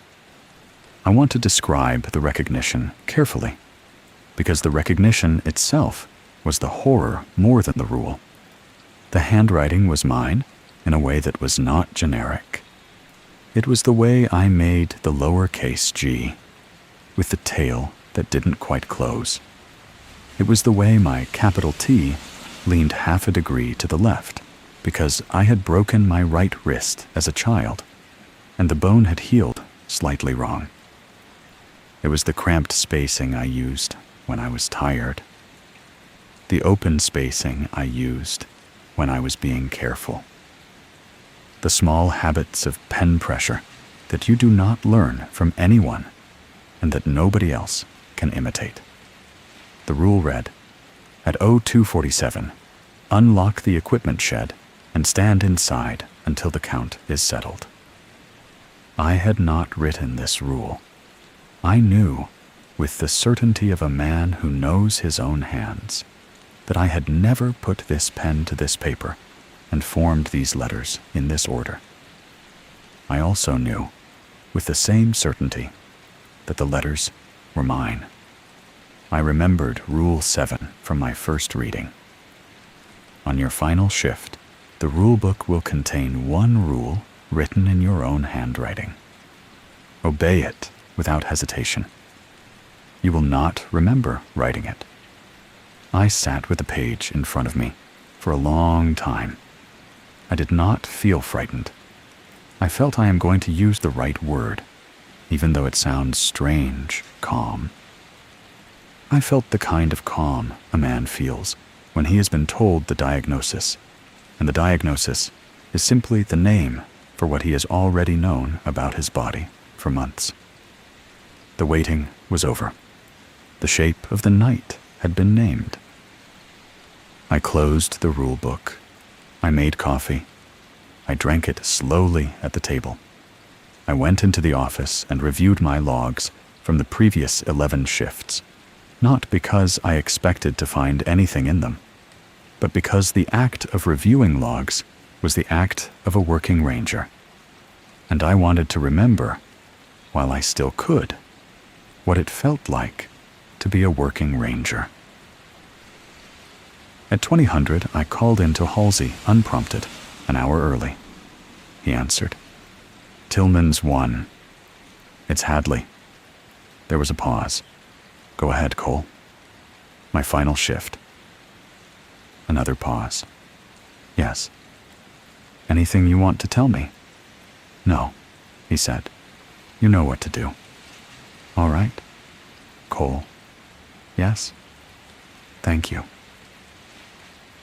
It was the first time he had ever said anything to me on the radio that was not procedure. I did not respond to it because the rule about not accepting thanks had been baked so deep into me by then that I could not have answered if I had wanted to. I keyed off. I set the handset back in its cradle. I sat in the office chair for a minute, and then I stood up and put on my jacket. I had a patrol to walk. The book had set out 3 rules. The book had also, by my count, embedded versions of all the others. Into tonight's conditions, the radio was on. The deer were somewhere on the slope. The boundary stone was 1.5 miles down the trail. And Daniel Petrosian, or someone like him, would knock on the door before midnight. I was going to walk the loop one more time. I was going to be ready. The patrol began the way every patrol had begun, boots on gravel, the cold catching in the chest, the smell of damp pine, the slow descent into the rhododendron tunnel that swallowed the headlamp beam 10 feet ahead. I walked the upper loop first. I checked the trail register at the trailhead. I logged my mileage. I went down toward switchback 4 with the careful, measured pace of a man pacing out a final performance. The first rule arrived in the form of the creek. The footbridge was about 3/4 mile down. I came to it the way I always did, with my headlamp dipped to catch the boards. I looked over the rail at the water below. It was clear. I had been told by tonight's rules not to cross if the creek ran clear. I did not cross. I turned around.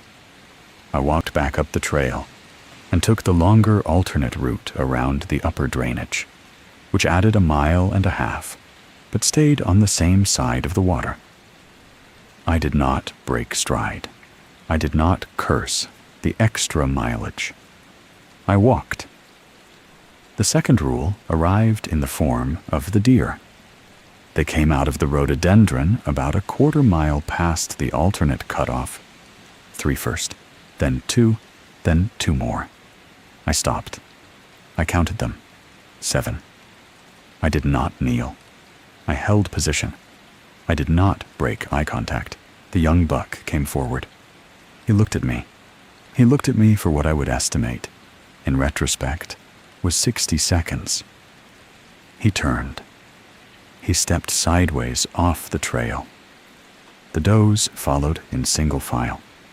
The last doe paused and looked back, the way she had on the 4th shift, and I had the precise and physical sense, again, of being measured by something that was using her eye the way a man uses a microscope.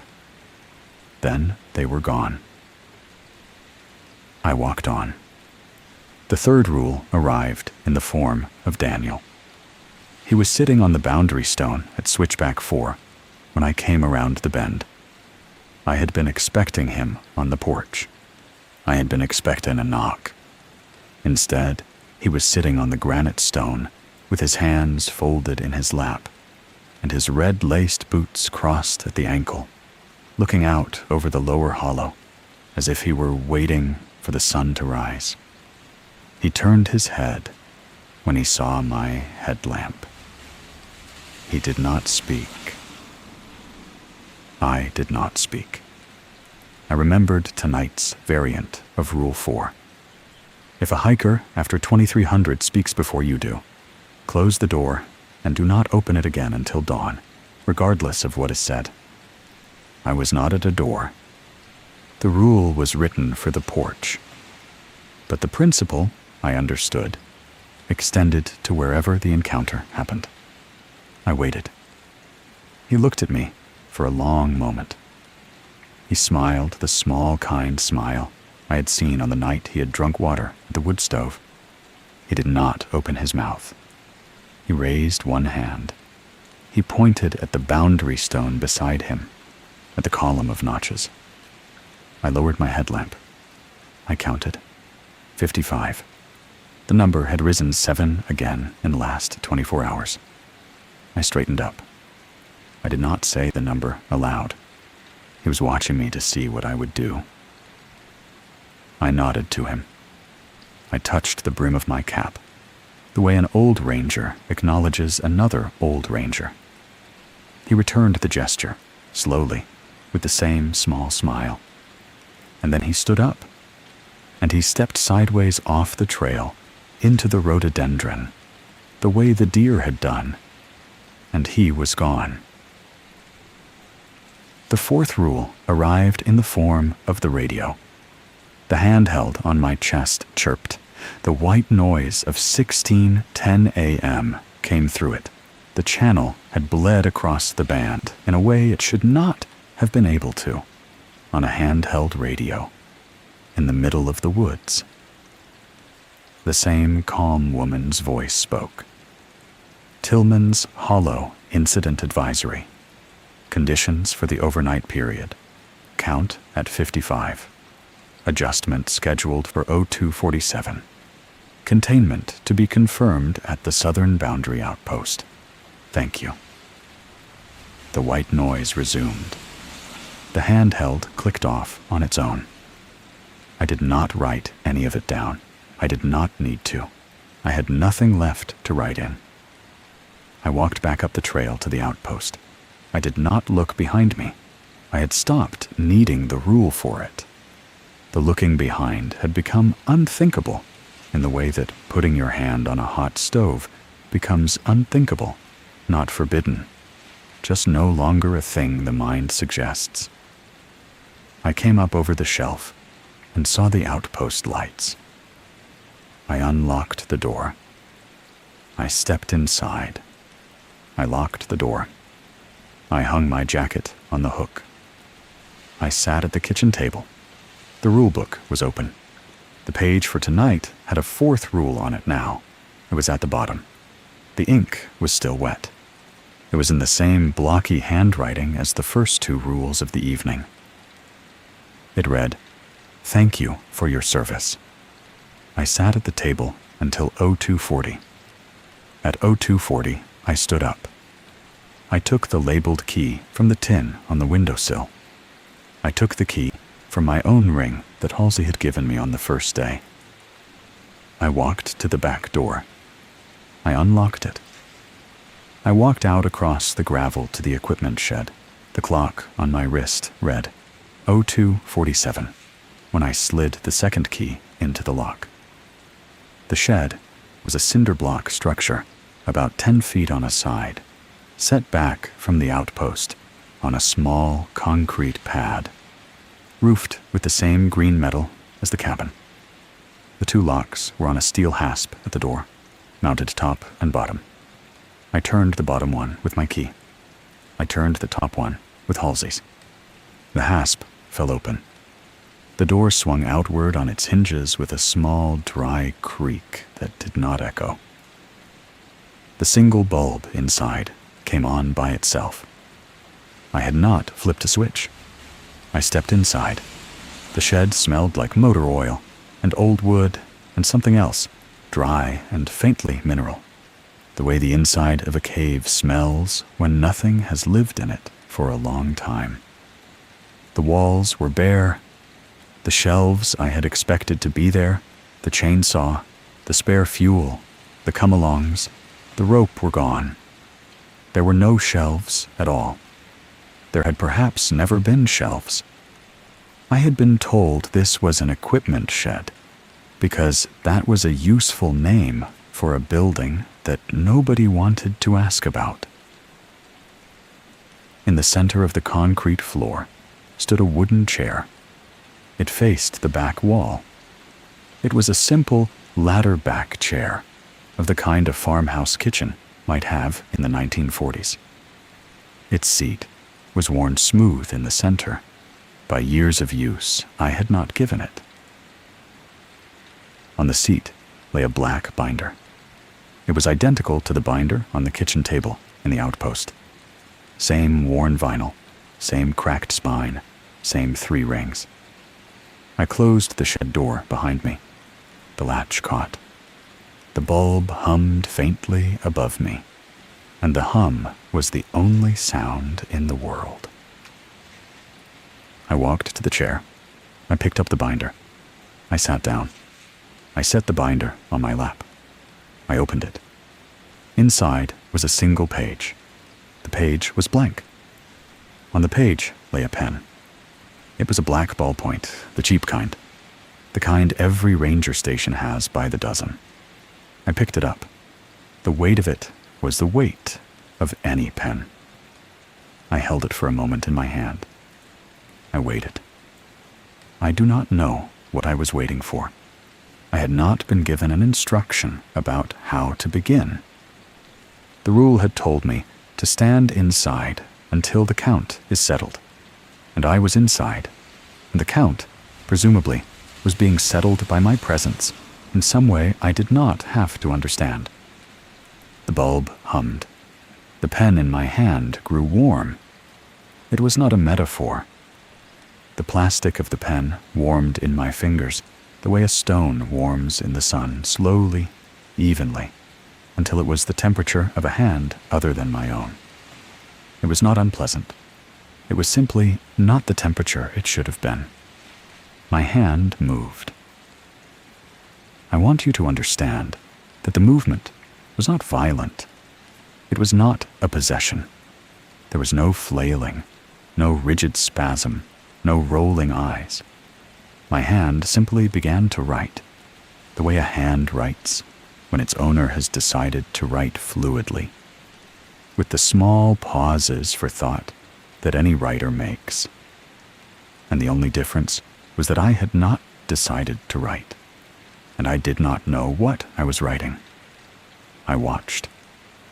I watched my hand fill the blank page with a single rule in clear, blocky handwriting that I now understood was the handwriting the rulebook used for all of its entries. The handwriting that had been carried forward by 46 rangers before me, each one writing one rule for the next, each one signing their hand into the book without meaning to. I read what I had written. The rule was elegant. It was elegant in the way good cruelty is elegant, economical, complete, exact. I will not write it here. I will not write it down anywhere.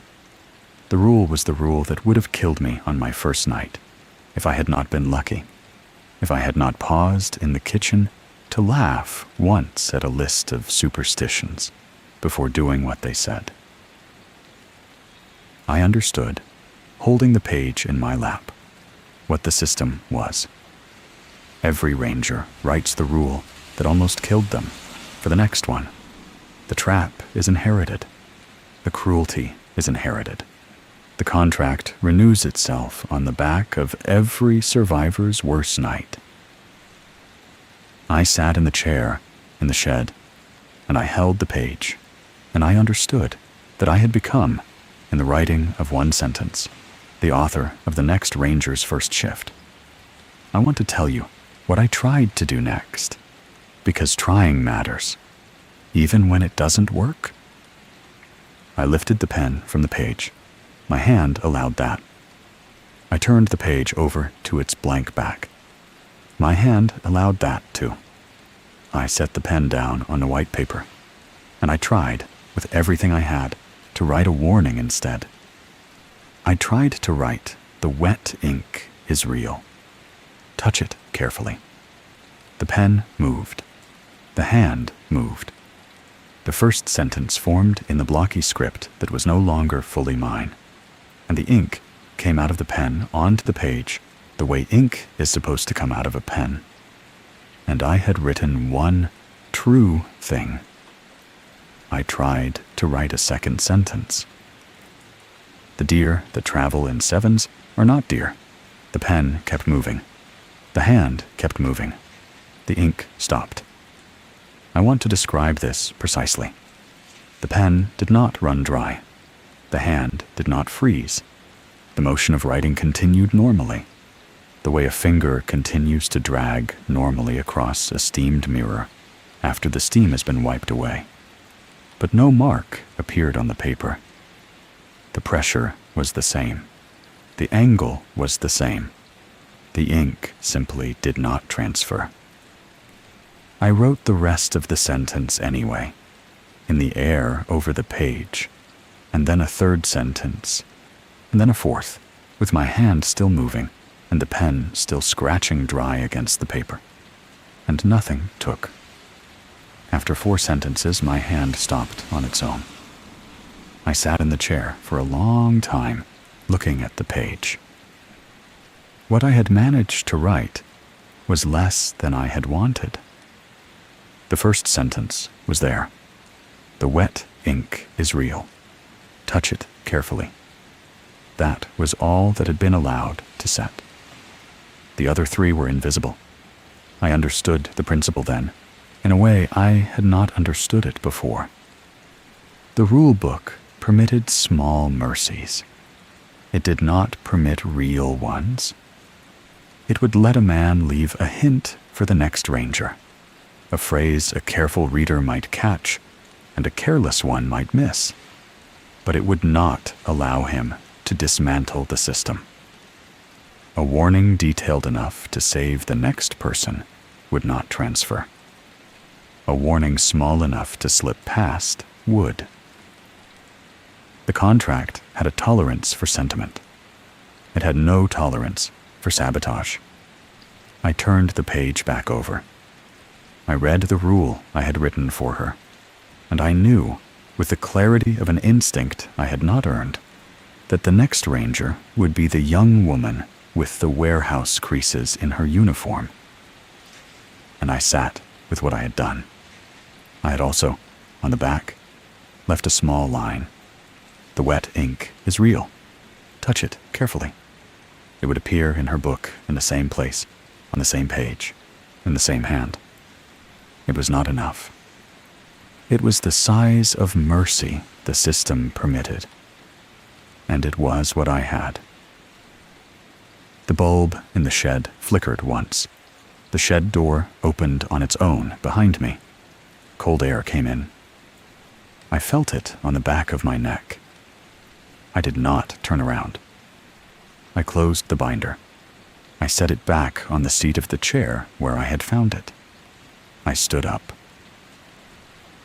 The chair was empty again, the way it had been when I came in. I walked to the door. The night outside was very still. The fog in the cup had thinned.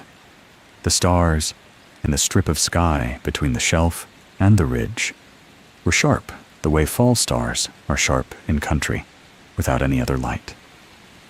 The generator hummed at the back of the outpost. The crow was silent. I walked across the gravel to the cabin. I unlocked the back door. I stepped inside. The rule book on the kitchen table was closed. I walked over to it. I opened it. The page for tonight had been wiped clean. The 4 rules, the bridge, the hiker, the equipment shed, the thank you for your service were gone. The page was blank. The date at the top remained, in the same blocky script as always.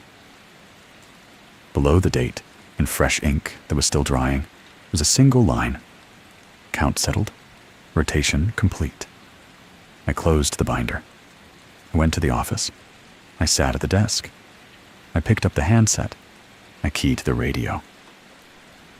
Tillman's 1. Radio check. 0312. All quiet. Copy, Halsey said. He had been waiting for me to call. Cole? Yes. Was it bad? I thought about how to answer that. I thought about Daniel on the boundary stone with his red-laced boots crossed at the ankle. I thought about the chair in the shed and the pen growing warm in my hand. I thought about the 4 invisible sentences I had tried to write, and the 1 short sentence I had been allowed. It was about what you said it would be, I said. Get some sleep. All right. Cole? Yes. You're done. Tomorrow morning I'll be there at 9. Pack your things tonight. All right. He keyed off. I sat at the desk for a while. I did not feel triumphant. I did not feel relieved. I felt, in the same flat, steady way I had felt for most of the last 48 hours, simply finished. The work was over. The work I had done was the work I had done, and there would be no revising it. I went into the bunk room. I packed my duffel. I folded the uniform shirts I had washed at the small laundromat in Bryson City on my 1 day off. I rolled my socks. I closed the duffel. I went back into the kitchen. The rulebook was where I had left it. I did not open it again. I did, however, before the sun came up, open it just enough to slide my hand inside between the last page and the back cover and remove 1 sheet. It was the sheet I had filled in the shed, the one with the rule on the front and the small invisible warning on the back. The pages of the rulebook were not bound in any way. I could see the binder rings did not pass through the paper, and the sheets sat loose between them, as if held by their own willingness to stay. I lifted mine out. I folded it once. I put it in the inside pocket of my jacket. I waited for something to happen. Nothing did. I sat at the table until dawn. Halsey arrived at 9. He came in without knocking. He set a cardboard tray on the table with 2 paper coffees and a folder under his arm. He did not say good morning. He poured a sugar packet into one of the cups and stirred it with a wooden stick. "You've got paperwork to sign," he said. All right. He opened the folder. There were 3 documents. The first was a resignation effective immediately, dated that morning. The second was a check for the full posting, plus a bonus I had not been told about.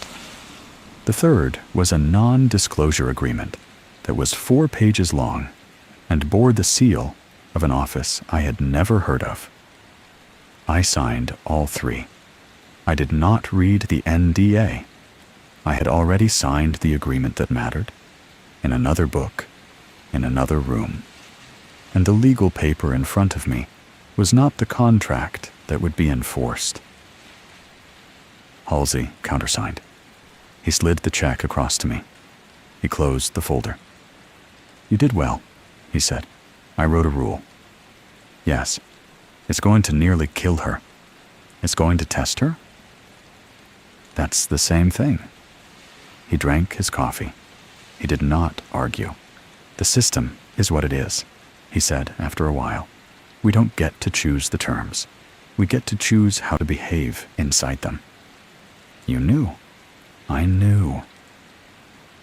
"You knew when you hired me what I would have to write. I knew you would have to write something. I didn't know what. The book chooses." I looked at him for a long time. I want to tell you that I hated him in that moment, because hatred would be cleaner than what I felt. What I felt was something harder to name, a recognition that he was a man like me, who had walked the loop himself once, who had unlocked the shed himself once, who had sat in the chair himself once and written something he had not chosen to write, and who had spent the years since trying to mitigate, in small and inadequate ways, what the book required of those who came after. He had brought me 2 coffees on my 3rd week. He had given me the folder of 46 faces. He had said thank you on the radio. He had been doing what he could. I shook his hand. He held it for a second too long, the way he had on the first day, and his tremor moved through the handshake into my fingers, and then he let go. I picked up my duffel. I walked outside. I put the Defay in the truck. I started the engine. I drove down the gravel road. The morning was clear. The leaves were still on the trees in patches, gold and brown, the lateness of October showing in the bare branches between them. The fog in the hollows was thin and rising. About 4 miles in, I passed the stone marker with 1934 on it, and closed 1934 scratched below. I did not stop. I did not photograph it. I knew what it said. A mile past the gate, on the gravel before the county road, I passed an NPS truck coming the other way. The driver was a young woman, perhaps 26, with brown hair pulled back under her cap. Her uniform shirt was crisp. The patch on her shoulder was clean. She was leaning slightly forward over the wheel, the way new rangers do on their first day, watching the road for surprises she had not yet learned to expect. She lifted her hand from the wheel and waved at me as we passed. I tried to wave back. My hand did not lift. I do not mean that figuratively. I tried with the part of me that wanted to greet her, to acknowledge her, to warn her with a look, and my hand did not lift from the steering wheel. It sat where it was, and I drove past her, and she watched me go in the rearview mirror with the small, confused expression of a person who has been refused a courtesy she did not expect to be refused. I drove another 2 miles before I could move my hand again. I think about her every day. I do not know her name. I stole the page on my last morning. I want to be honest about that. I did not borrow it. I did not preserve it. I stole it, knowingly, from a document that I had signed, an NDA, agreeing to leave behind. I drove with it folded in my jacket pocket from Tillman's Hollow to Knoxville. I did not stop on the way. I went straight to a storage unit on Kingston Pike that I had rented 2 weeks before for cash, on a hunch I had not fully explained to myself. I put the page in a fireproof box. I locked the box. I locked the unit. I check it once a year. I check it on the anniversary of my first shift, which is October 7th. I drive across town in whatever weather October has provided that year. I unlock the unit. I open the box, and I take out the page. The ink has not faded. The rule on the front is exactly as I wrote it. The handwriting is mine, in the way the rulebook's handwriting was always mine, in the way it was always every ranger's. The blocky, careful script that the book imposed on whoever held the pen. The small line on the back, the wet ink, is real. Touch it carefully is also still there. It did not transfer to her book. It transferred to this page, the one I kept, the only copy that exists in the world of a warning that nobody else will read. I do not know if she found her own version of it on her own first night. I hope she did. I have to hope she did, because there is nothing else for me to do about it. Some years, on the anniversary, the page feels warm. It is not always warm. Most years, it is the temperature of the inside of the box, which is the temperature of the inside of the storage unit, which is the temperature of October in East Tennessee. But twice, once in the second year, once in the fourth, I have lifted it out of the box and felt heat on my fingertips, the way a window pane feels warm when a hand is on the other side of the glass. When that happens, I sit with the page in my lap for a while, in the storage unit, with the bare bulb above me and the smell of cardboard around me, and I do not try to send anything back. I do not pray. I do not speak. I sit with it. I think it is the book remembering me. I think the system has a long memory and a thin attention, and that once a year, on a date that means something to its rotation, it notices the page that did not stay in its binder, and it warms the paper to remind me that the contract has not been forgotten on its end either. I do not know what would happen if the page ever changed, if new ink appeared on it, if the rule rewrote itself, if a new line came up out of the paper the way Rule 5 did on my 9th shift. I have thought about what I would do. I have not arrived at an answer that satisfies me. I have, however, decided this. If the page ever changes, I will not throw it away. I will not burn it. I will not bury it. I will read it. I will read whatever it has become, because the page is the only thing I still own from those 12 shifts, and reading it is the only obligation I still have to anyone who walked that trail before me, or after. That is the part of myself I want to keep. There is one rule I will not tell you. I have told you about Daniel. I have told you about the wet ink, about the deer that voted, about the boundary stone and its rising count, about the radio broadcast I did not log, and the distress call I did not answer. I have told you about Halsey and his tremor and his 2 coffees. I have told you about the shed and the chair and the pen that grew warm in my hand.